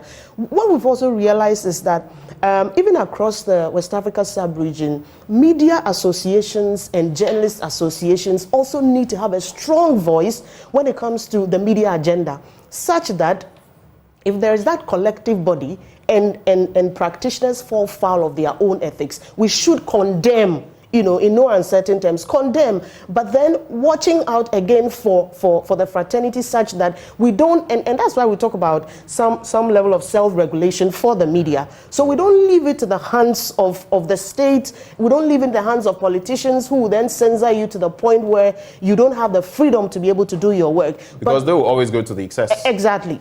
Exactly. But if we are all minded that we are guided by codes of conduct and codes of ethics as far as this profession is concerned, then we should be able to live up to it. And when we fall foul of it, we should be able to call out the excesses and condemn those. Before we get to my very last question for both of you, on the bit about standards, what is your take? You say we have enough standards. How do we go about enforcing, implementing those standards? So I think that, first of all, the standards, we actually agree to have standards, and that's why we talk about self-regulation for the media. So we have our codes of ethics that are supposed to be guiding us as practitioners. We should be able to live up to it. There is also the responsibility. You wonder whether the standards are the same, especially for local station media. They are the same. Sometimes journalism is journalism. It is. No. I'm just saying that sometimes you listen to some programs and you wonder, is it the same terrain we're on, or is this a different set of journalists? And are we? I don't know whether you've ever noticed, but of course, usually, I'm not saying this disparagingly, but with the local dialects, sometimes what they can do, you dare not try it on. I don't know why, but they get away with the whole lot. But that's why we also need to keep hammering, you know, the bit about the education, you know, the skills building, the knowledge building for journalists and for practitioners, because we really need to also be on top of the issues and on top of some of the things that we get to discuss on our programs. There is also a strong responsibility on the part of media houses themselves. It will shock you, Benjamin, that in most of these media houses, there are no editorial policies really that guide anybody. I mean, once you come in, you have the gift of the gab, you speak well, you can speak the local language well. You just jump behind the microphone and you're rolling and you know, you are the talk of town. So if the media houses themselves are also minded about the core business of journalism, not just the commercial aspects, not just because we are pro-partisan and want to do a certain political party agenda, then the ethics should also guide even the media. I have always asked, so really, journalists complain about remuneration, about salaries, about equipment to work and all of that. And yet we have a lot of radio stations, a lot of media houses coming up every day. What is the motivation? In between elections, you have a lot of these media houses almost going to comatose until then in election year, they rise, they come back to life, and they are disturbing all over the place. I think that we should be able to live by the standards of our profession. It is, Okay. it is the only way that people outside of the profession will also accord journalists the respect that, is due us. Because sometimes you go into discussions with state artists, political artists, and they are always complaining about journalists and talk to your people. And we say we are not supposed to be PR units or extensions or megaphones of politicians or of local government officials and all of that. We are supposed to do our work in a professional manner for the public good, for the public interest, so that we can entrench our own democracy. Okay. To wrap up the conversation, I'll give you a minute each, Kojo and Abigail, a minute each. I would have wanted to bring in the RTI element and how it feeds into all of this, but for the sake of time, I will not. I'll just ask you, what then is the roadmap for the Media Foundation for West Africa? What do you hope to see this year, especially as we prepare for an electoral year next year? What are some of the things you want to bring to bear? What do you want to see ahead of election 2024? A minute each. I'll start with you, Kojo. Right. So, as it's straightforward, we are expecting to consolidate the peace in this country. That's a very important element of our democratic culture. And if we do anything untoward to disturb the peace, we disturb our development as well. So we're expecting, especially our political parties, to stay on the decorum that they are doing now. So far, we've not had any excesses in their campaigning, and we hope they will continue with that. Even the excesses, they are very minor ones. They'll continue to that. Even especially as we enter 2024, that is the heat of the election. We expect them to do that. Also, we're expecting the media. We're talking about professionalism, right? I'm happy you brought issue of midwifery, pharmacy council, and all that. Once any of their members found fault of the law, they crack the whip. But in the case of the media, I'm not sure that is done. The code of ethics are all voluntary. So one is voluntary, there's no compulsion. I think we need to look at that element also, but then the consciousness, as my colleague is talking about, you have to appeal to your consciousness.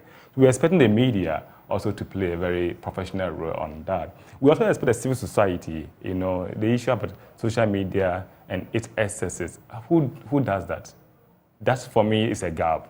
Okay. And that's why this conversation, this national forum, is very important for us to begin to tie the knot and see how do we set an agenda that is trying to regulate the social media or conversation around it, and how do we eliminate hate speech in our body politics? Maybe in setting that agenda, maybe we need a lot more of those engagements. Well, I think as we go into elections 2024, we know we know there are media institutions who say, no, look, we are. I remember in 2012, there were people who told us when we had conversations that, look, we want this candidate to win, and that's what we are about. Please don't. We know about ethics and professionalism, but we want this candidate to win. While they do that, because we still think that there will be some media that will be, covertly, pro-partisan. While they do that, they should also be mindful of the ethics of the profession and also the general peace of the country, because this is all the country that we have. We will continue to monitor as Media Foundation, because certainly somebody must be watching the watchdog, and we'll continue to watch the watchdog of society, which is the media, and come up. We'll call them out. We'll call our own people out if they go overboard. But we'll also continue to advocate around issues of access to information, around issues of press freedom, around issues of media professionalism and all of that. Together, we all want to consolidate democracy that we have at the moment. In fact, what is happening in the region is scary, because you look at Ghana and Senegal, for instance, that where countries that when you talk about democracy, you will point to in West Africa region. Now Senegal is going through a lot of turmoil as we speak. Right. And even in Ghana, there are a couple of issues when it comes to the press freedom indicators and all of that. So we really need to all together work at protecting and consolidating the democracy of our country. Ladies, gentlemen, thank you so much, Kojo, Abigail, for joining the conversation. I think it's the first time I've had both of you. You, I think we've had a conversation before at some point, I think so. But Abigail, no. So good to have you on the show. Thank you so much. Our guests have been Dr. Kojo Impraim, Director of Research and Advocacy, Media Foundation for West Africa, together with Abigail Labi Odey, Manager, Media and Good Governance Program, Media Foundation for West Africa. Now, when we return after the next break, we're going to be talking about Father's Day, which is this Sunday. I'm sure you have a father somewhere to celebrate. I do remember, but we're going to be sharing the story of someone who has gone through depression and a lot of other things, but still stands that we must celebrate our fathers. Our guest is gospel musician Irabna. She'll be on the show up next.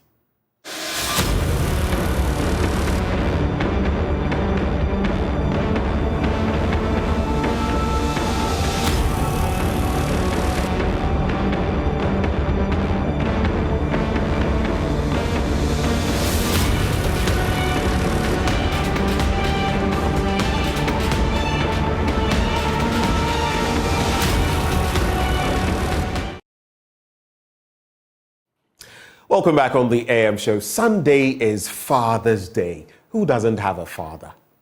We all do. But how do we celebrate them? Well, joining us for a conversation ahead of Sunday, we have our very own gospel ace, gospel musician, Irabna, who joins us in the studio. Good morning. Good morning. Thanks for coming. You're welcome. Today we have you in our studio. It's good. Yes. It's good. It's good. You have a number of wonderful songs that you've put out there. Let's just start. Even though we're talking about the fathers, let's start with you. Let's talk a bit about who you are, your musical journey, for those who may not have so much of an idea of who you are. My name is Irabna. You said it. I've been in music for so long, since 2009. I took my first stage, but I came out with my first studio album in 2009, Ajimi Nkwa. It did a very good thing for me, you know. I was young and beautiful, yeah. So it was good. We should do a lot more of that as we go on. So it was good. After it, I brought 2 more albums afterwards, which didn't really make it. I went into recess, hibernation for some time, and I came back last year, October, with This Far. And it did magic, got me 3 nominations in the VG, just passed the VGME Awards as Songwriter of the Year, Best Gospel Song and New Artist. And then I came out again this year, April, with It Is Finished. I have a mission of championing mental health because it's a journey I've been through and I understand what it means. So far, that's what I'm on and doing. So far we can say this far. This far. By grace. Of course. So that's an interesting journey. I know the gospel terrain is a tricky one. It is. It's not an easy one. There are those who have come and then that was it. I mean, I remember the 90s and listening to Joe Beecham and all of that. The Cindy Thompsons will come later, the Tego Sisters. It's as if we're doing changeover of button. Yeah. And now we have a whole new crop. I mean, one of the songs I really love now, you know, products by Paris Music and others. So the industry has grown. Yeah, it's growing. It has grown. And the fact that some couple of old ones resurfacing and makes it nice, like me. Yeah. So after 14 years of my hits. Stella Dugan. Yes, we have them. It's nice to see all of them together again. It's good to have done that throwback as far as music is concerned. Maybe later I'll ask you about the gospel landscape and what you see in there and how we can make it better. But let's come to Father's Day. No one who is here doesn't have a father. But do we celebrate them enough? You yourself, you've been through quite a lot. Yeah. Depression is real, and many people, especially those of you who are celebrities and when you're popular, you just show it. You don't have to show it. You don't have to show it. But it's such a burden. I mean, for some artists I know, some of them have had eating disorders. Yeah. Some have fallen into terrible depression, not been able to produce anything for a while. Some have had to use substance abuse and all of that just to cope. Mechanism. Let's talk about that aspect of who you are and how far you've come. I say that it's been a long, lonely journey to this far, and it hasn't been easy, but God has been good. But first of all, I think that no wonder the Bible says, lack of knowledge, my people perish. We don't know much, we don't say much about mental health in this part of the world. So we take some things that are supposed to tackle physically are tackled spiritually. because I was going through... I so feel that.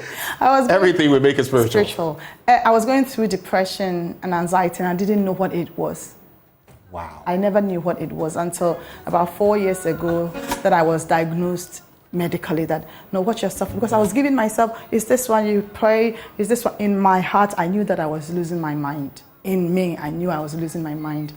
But it took it out, it's spiritual. I remember telling my father, Damiru, I feel so depressed. And my father, at that time, the doctors had explained things to me. So I knew that if these are the symptoms, then I've been suffering this condition for years.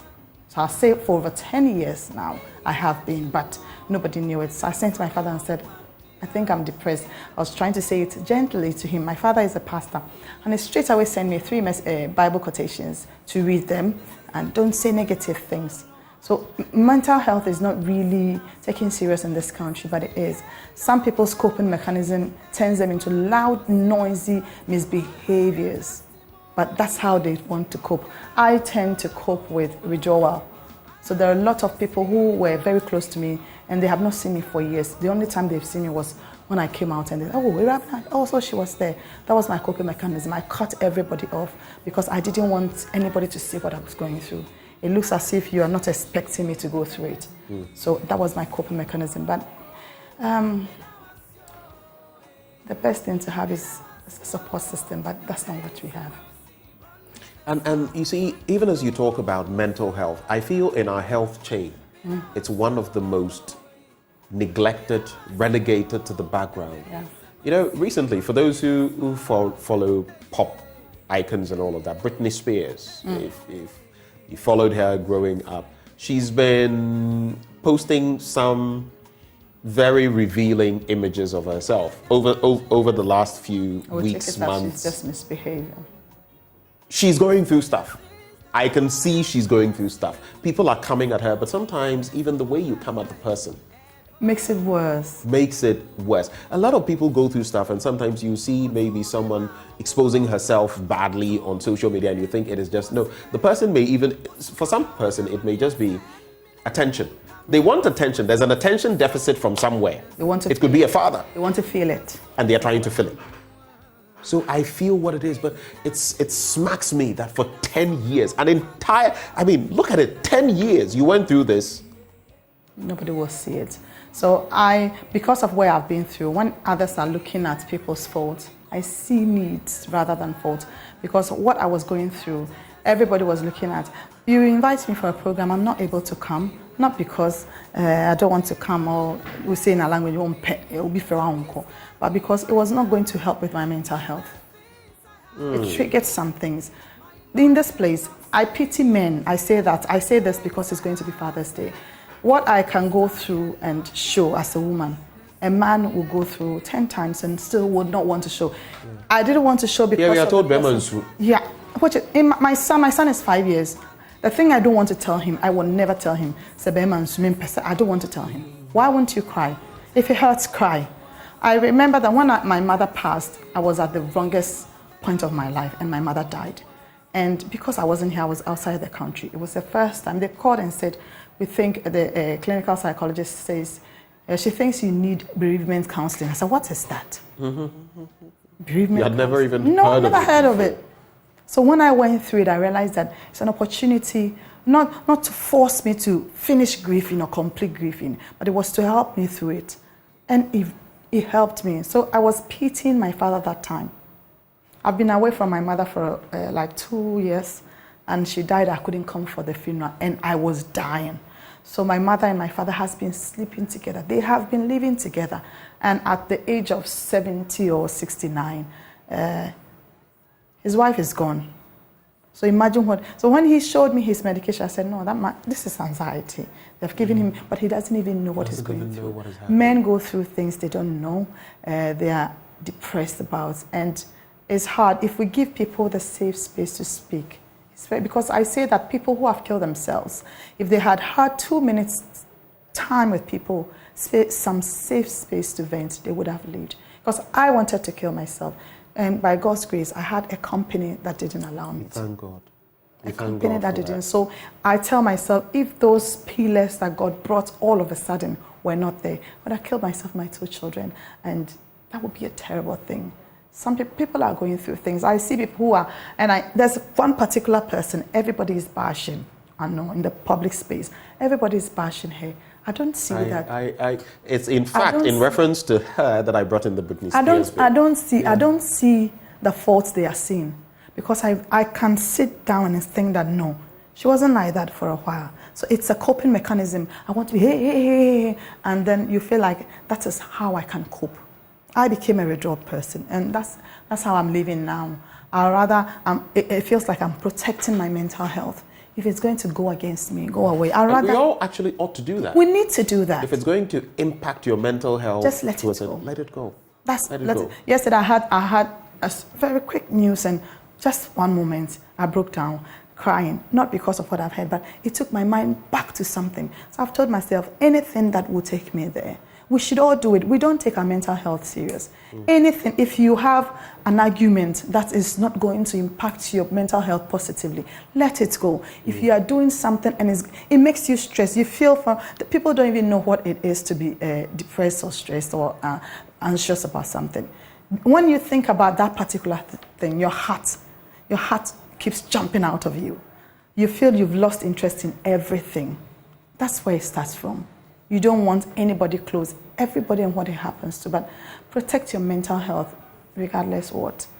And as you speak, I know there are people watching us who may be resonating with what you're saying and saying, wait, I've been feeling this.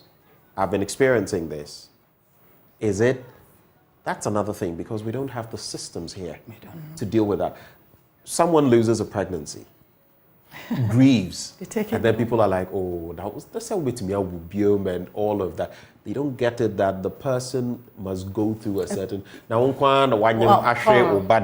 all those things. And this bit about suicide, sometimes it takes just a little bit. Yeah. I always reference, I don't want to give a drawn out story, but I went out on campus as a Legionary of Mary. We went to evangelize, and there was this lady I was just drawn to. We passed by. I felt the prompting to go back to her. She was on the verge of committing suicide. Oh. It took me months. And her situation was that she was perpetually in hospital, in and out of hospital. And you feel they can't really identify what is wrong with her, lucky. and she just wanted to end it. The other person was a surprise. I am done with mass one day. Someone comes to prompt me that this person wants to, have a conversation with me. And I go speak to the person, and the person tells me I want to commit suicide. It was on the back of, later I found out, a girlfriend issue and all of that. And somebody will insult him, but everybody and the limits they can take. Now, having shared your stories with us, and especially as we're talking about Father's Day, what was your father? What is he like? How has he shaped you throughout this process? You mentioned that when you found out you were depressed, you reached out to him. What has that journey been like? My father, from the beginning, he didn't even know what I was going through. To be honest, the change that came into life was in my quest. My father was busy with ministry. So from the youngest age, you kind of want to find, I realized that I was looking for that space. You were talking about somebody's own. I was looking for that love, that vacuum to be filled. So all you're going out for after is looking for love. By the time you find love, you have found death, and that's what happened. But what happened was that I've seen my father stand in the gap for me on specific occasions I can't say here, but when I look back on those days, I say that if for nothing at all, my father was there. These are the little things if we look on those things, would really be grateful for the figures we have in our lives, father figures and all that, because fathers are important. I say that my mother was a paramount space in my life. I needed my father to be part of it. And see, the little thing my father does went a long way to change things, as if my mom hasn't done anything. One thing I have noticed, which is interesting, girl children would usually say dada first, but there seems to be a certain... That was daddy's pet from the beginning, but when it gets to a point in time, daddy's busy. There seems to be a certain affinity, natural affinity, of daughters for their fathers and sons for their mothers. but the father element. And in psychology, and it was when I read that later I realized in life, a number of my friends, colleagues, I realized, I know what is going on. You speak, they act a certain way, then you just ask them, layer by layer, what was growing up like? Then you find out the father figure was not there. It impacts their relationships. They continue throughout life seeking what their fathers should have given them. So I want to just appeal to all fathers. Please, you are very important. You are very important. I don't want to say this with tears, but you are very important. The least you can do to make your children feel that they are loved, do it. It doesn't matter the amount of money you have or whatever you do. You are very important. You have no idea what memories you're leaving with your children. We celebrate you tomorrow, but we want to have you in our hearts. We want to remember you, not for the big things, but the small things. When you pick your phone and call, those little things. Fathers are very important. The little things they do, they stick with us. They are very important. If you're a father out there watching, I'm sure if you see a woman of her stature, and how she's close to tears, just talking about her father, then you should know how important it is, how crucial it is. And do you know something that I found heartbreaking recently? I'll share it today, though it's not on one of our other platforms. I saw this woman at our reception area outside where the security people are. And I saw this wonderful little girl. I later found out she was under 2 years. So lovely, very shy. And I started approaching her, talking to her. I'm like that with children. Eventually, she became my friend and would, whenever I passed, she would linger on. I found out that her father had abandoned her together with her mother. They had tried Dofsu and all of that. Woman had sold bananas for a while. Things weren't working.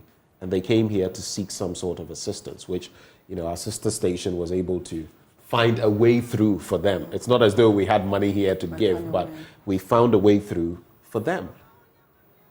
Interestingly, the little girl's name was Miracle. And the way she would cling to me and the way she's looking for that love. And it messes and the man who is supposed to give it is not. So these kind of people, these kind of children will fall into wrong hands, get messed up. I'm speaking from experience. They get messed up and all that. And I want to also say that mothers should also help. Sometimes daddy will not have it, but when they come, let them show the love that they can show the kids. Some fathers have run away before because they are scared of the disgrace and the shame that will come if. But I say, you're a father not because it's just a name, but because you took the responsibility of bringing another life. Please take care of them in the least way possible you can. Fathers are important. I will say this again. So know that you are important. You are very important in the life of that child, in the life of that boy, that girl. You are an icon. God gave you that gift because God saw that you could take care of that gift. You can bring that gift life. Please. And while there may be the stories of fathers who may not be living up to the billing, there are very good ones as well. Yesterday I had, there's this thing running on 99.7 FM on radio where they are celebrating men who are practically playing a dual role, man and woman. And a lady called me yesterday and shared the story, which I've shared with the team, about this man she met about 12 years ago. He was struggling with two girls, aged 5 and 4. She had to stop, give them a lift, give them a ride and all of that. To cut a long story short, this man had lost his wife to cancer, a tumor. Oh, gosh. And he's been doing a very good job with the girls. There are those as well. I just don't want to mention his name. I'm hoping radio will celebrate him. I had somebody who couldn't stand the fact that the father is gone because everything about him as a man is the dad. And Say, that's the reason why the Bible says that a good father leaves inheritance for his children's children. You can leave me a house. I may not pass it on to my children, but you can leave me a legacy that I will live with. The virtues you leave me with, I will leave them with my children. We have fathers that have raised up giants and champions. Some fathers are doing wonderful. They are doing wonderful, and they should be praised. Tomorrow is your day. We didn't start Sunday, early, actually. Tomorrow is not Sunday. Sunday is your day. So celebrate you in a nice way. I'm thinking of something nice for my father. That is awesome. And even as we talk about fathers, more encouragement, there are so many wonderful ones out there. I have so many of them, foster fathers. But I would just say this as we get ready to conclude. You see the thing you said about you can leave a house and all of that. Property can be gone. Wealth can be dissipated. I mean, things can happen and they are gone. But for me, for example, I always say when people say that I am anything good, whether here or academically, I tell them it's because of my dad. My mom has played and continues to play. But in terms of my intellect, academic work, the languages I speak and all of that, the foundation was from my father. So I remember I am told when I was 3, if you couldn't find me, I was in this specific corner with my Ladybird books and all of that. Sometimes I would try, even at that age, to listen to the news, who knows? Who could tell that maybe I would end up doing something like this? But the foundation with books, at a very tender age, my older brothers, who are about 7 or 8 years older, would do dictation together. Same level words. For you. And we were homeschooled. By the time you start school, you know what you should. By the time each one of us started school, we were far ahead. So even with the gaps in my life and wars and everything that we had to face, whenever I came to a certain point, I would be jumped ahead of my class. Because that father was. Because that element was there. The faith, he sowed the seed. I saw a lot of it in him, but I was only 6 when he passed. But he sowed that seed. It grew in my mother, and she continued watering that seed in me. So fathers, I always say that anything I am, really, if anyone says I am smart, you should have seen that man. And I'm junior, by the way, but he was amazing. Amazing. So the fathers play a pivotal role. Derek Ekosam, my producer, stop whispering in my ears. It's just amazing. The role of a father. Whether you're looking at the Bible, I don't know too much about the Quran and what it says, but I mean, we really have to celebrate our fathers. And I think we should do that more as well, because when you look around, there are many people who sometimes also say, because of the bad experiences, we celebrate fathers so little. I think sometimes it is a disincentive, because some fathers also feel, our society doesn't even celebrate fathers. Do you get it? So we might as well do the barest minimum and get on with it. What would you say to such people to cap off the conversation? I'll be honest, whether you're being celebrated or not, being a mother or a father, a responsibility is a responsibility. It is your responsibility to raise a seed, raise a child that when you turn your eyes, you say, that is my son, that is my daughter. And at the end of the day, celebration will come by itself. Whatever the world has turned into, the world in itself is ungrateful. The world in itself is ungrateful. So things that are supposed to be appreciated, we take it for granted, like we deserve it, we have earned it. So it's normal, but we love you, fathers. We love you. I want to say, I love you to my father, Reverend Prince Ohinia Sari. And that's for my your father is gone. My many fathers. If I want to start, I will leave out some, and it may and then I'll be angry. So I'll say my father and all the father figures. I am loved, to be honest. A lot of father figures. I had my uncle Bishop Ojiasari, who is into psychology and all that. He's the one that helped me because he knew the physical things about mental health. He's the one that helped me get out of my depression. So I want to say thank you to Bishop Bernard Ojiasari for Zion Praise in Takrade. I think I'll hazard and mention a few, and leave the others. My foster father, Dennis Craig, in the United States. There's Mr. the Youngster, Mr. Namchi, Father Lasse, and all the others. I mean, before you get into trouble. And all the others. But right before you leave us, 2 things. I want you to sing a little bit of either this far, or it is finished, just a little bit, and then tell us a bit about your upcoming event. Or I can sing a little bit of both together. Okay, let's do this.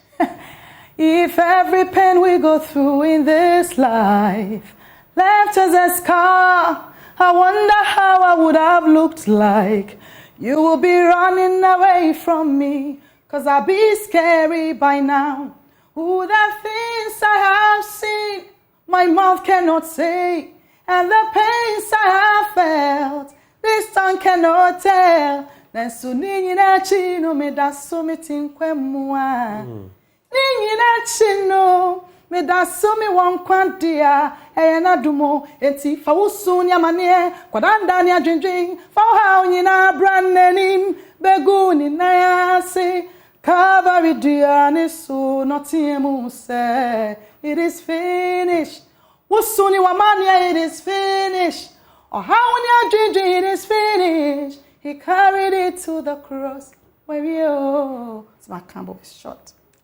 You've done amazingly well. Bravo. Usunu Wamanie. It is finished. And of course, we have our Heavenly Father, the best Father. He's the best of. He's the one we have to emulate. So fathers, please go back to school. We should go back to all of them should go back to school. Go back to school. He's the one we emulate. Right. So tell us a bit about you. This far and it is finished. I just off a pending album that's, in fact, it's cooked now. So we just want leaving it to cool down. I've been that on the kind of shikake. Yes, and so it will be launched in a few weeks. But in the meantime, Rebirth album is coming. It has fire, it has grace, it has mercy, it has anointing, and it has life experience with God. Expect it. Keep streaming my songs. Mami can show before they forget. Stream my songs on all the platforms, digital platforms, Boomplay, YouTube, and everywhere. And if you want to vent, I have my heart open for anybody that wants to speak. Follow me on social media. It's Irabna Music. My music is Q instead of C. All across, and let's talk. If you feel overwhelmed, especially men, find a safe space and speak. Don't let it get over you. God bless you. Don't let it overwhelm you. And that is Irabna with her new album out, Rebirth. Look out for This Far, and it is finished. I can only wish you well. Thank you very much. All the best moving Thank you. forward. Bless you. Thank you. And that is our guest gospel musician, Irabna. Do stay with us when we return after the break. Yes, you can also call in and celebrate your father. Why not? It's Friday. Yeah, ahead of Sunday. So call in 0302-211-691.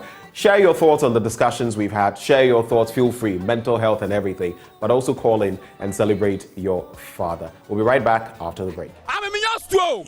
I'm a Mr. I'm your Tesca. My sister, woman, yes,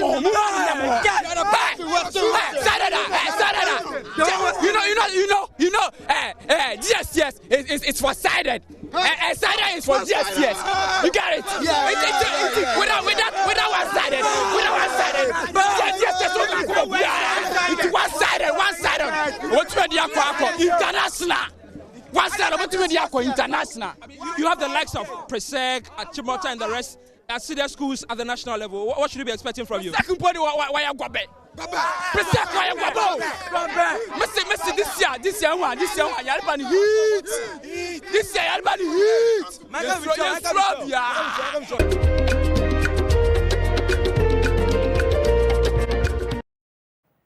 I love that heat. Anyway, let's head to the Upper East region right before we take a few of your calls. And we have standing by Emmanuel Bright-Kweku for the latest in the NSMQ. Emmanuel, what can you report from the Upper East region? You were in the Bono region, Bono East, and now you are in the Upper East region. What exactly is happening there?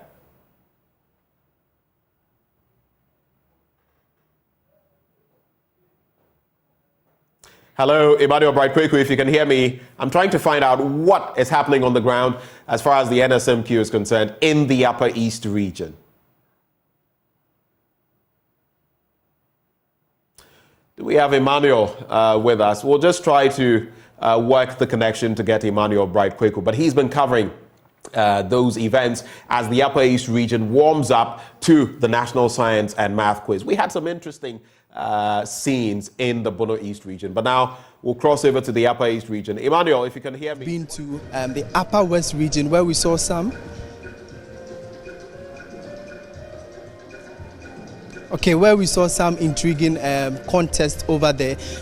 Many schools were left on tenterhooks because 6 schools, 4 out of these 6 schools had to make it to the final cut, and we've had some of the schools already there. But I have the quiz master with me.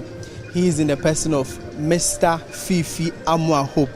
He has been giving us some quite intriguing contest over here. Mr. Hope, welcome. Thank you very much. I know we've been to Brongahafo, we've been to the Upper West region. What's your impression so far? It's been good. It's been good.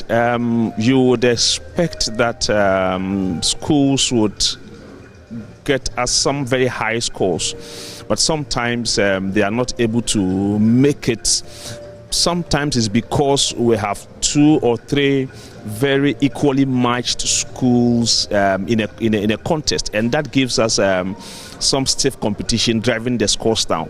Because we've been running with Central and Western, I've seen some commentaries comparing scores from this side to scores from that side. We've generally had lower scores here, and I think that as teachers we need to work a bit more to get the scores on this side also shooting up. So far so good. Okay, I know most of the times, let's say the upper or the northern part of Ghana, they don't really get much representation down there. As in when they get to the national championship, it's either the 1/8. I think so far Sandema has managed, or Xavier has gone to the finals before. But what is actually accounting for their representation not being so felt or being prominent? Right. I know that most of the possible reasons could be given as the levels or the standards in the schools.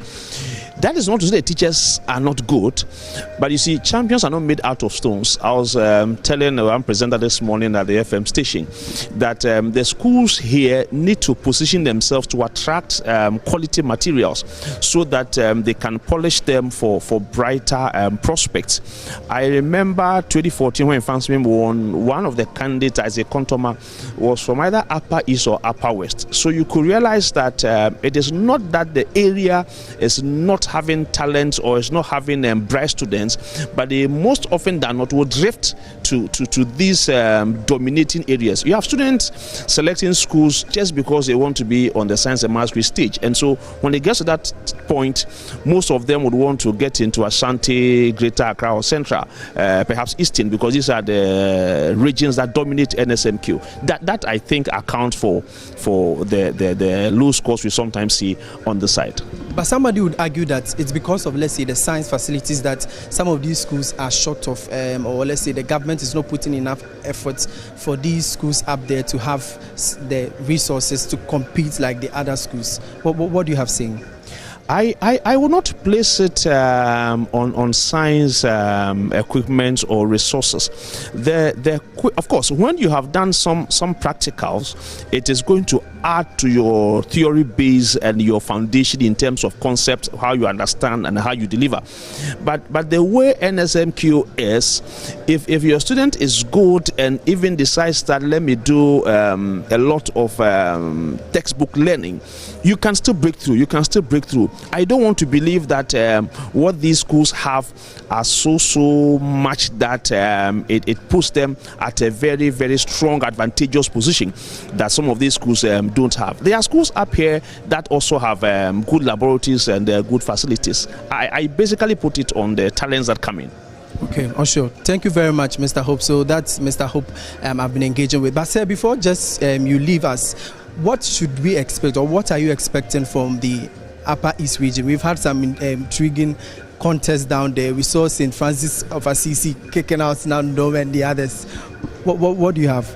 Yes, I want to see the schools here also fighting for questions in the speed round. I want to see schools picking their questions in the true or false round, not to leave it for others to be picking them. Sometimes you have one or two schools just sitting down hoping that others will pick it and then they will conserve their scores. I want to see people fighting for the points. Okay, sure. Thank you very much, Mr. Hope. He has been giving us some intriguing insights from the contest we've been having so far. And here in the Upper East region, we'll be having 6 contests that'll be running for 2 days. The first contest today would feature Notre Dame Seminary School and then Bolgatanga Girls. We also have a local derby within this particular contest. That's Boko SHS and then Boko SHTS also contesting in this particular contest. We also have Zibila SHS for the first contest of today. The second contest would feature Navrongo SHS, Azantulo SHTS, and then Nabango SHS and then Gori SHS. The last contest for today would feature Awe SHS and then Kusina Naba SHS and then Zako SHS, and finally we have the Riaga Community School. But I have some of the students already seated here. We will try and find out from them their engagements and how this year, how prepared they are, expectations for this year's contest. Everything is set here at the Nat Hall here in the Upper East region. So these are the boys from Notre Dame. They are waiting for the girls from Bolgatanga to clash with them, and then hopefully if they can beat them, they just kick them out. So I have a student right here. Let me find out from you. How do you feel at the moment? Yeah, I feel very optimistic about the contest that is going to go on, and I hope we will emerge the best, because I believe that we came here with a notive of winning. I mean, a notion of winning. We didn't come here with negative energy. We came here to win. That is it. So at this point, we are coming to just prove to you our worth of being here and our capability of going beyond here. Okay, unfortunately last year when you qualified to the national stage, you were kicked out by, I think it was Sage Senior High School. No, actually, we were kicked out by Shama. Okay, you qualified. You qualified as one of the highest schools, and you were unfortunately kicked out by. Expect more action from the Upper East region. My bad. My apologies. I apologize to you guys. I said we would activate the phone lines for calls. We're not going to be able to do that, but we'll do that next Monday, God willing. Let me just do this. A happy 40th. To my sweetheart, my queen, not me, it is not I. I thank God for the day we first met. We became acquaintances, then friends, then best friends, and then my sweetheart, my queen, and our Miss Ghana 2005. So this is to Dr. Divine Banyubala, Registrar, Medical and Dental Council, Ghana, celebrating you, Dr. Lamisi and Donbi Mbila. This is to your 40th. We celebrate you. Have a wonderful day. And that's how we cap off the AM show this morning. Hopefully, you've enjoyed your time with us. But stay, because up next we have Aisha Ibrahim about to drop it hard on Joy News Desk. Have a wonderful day.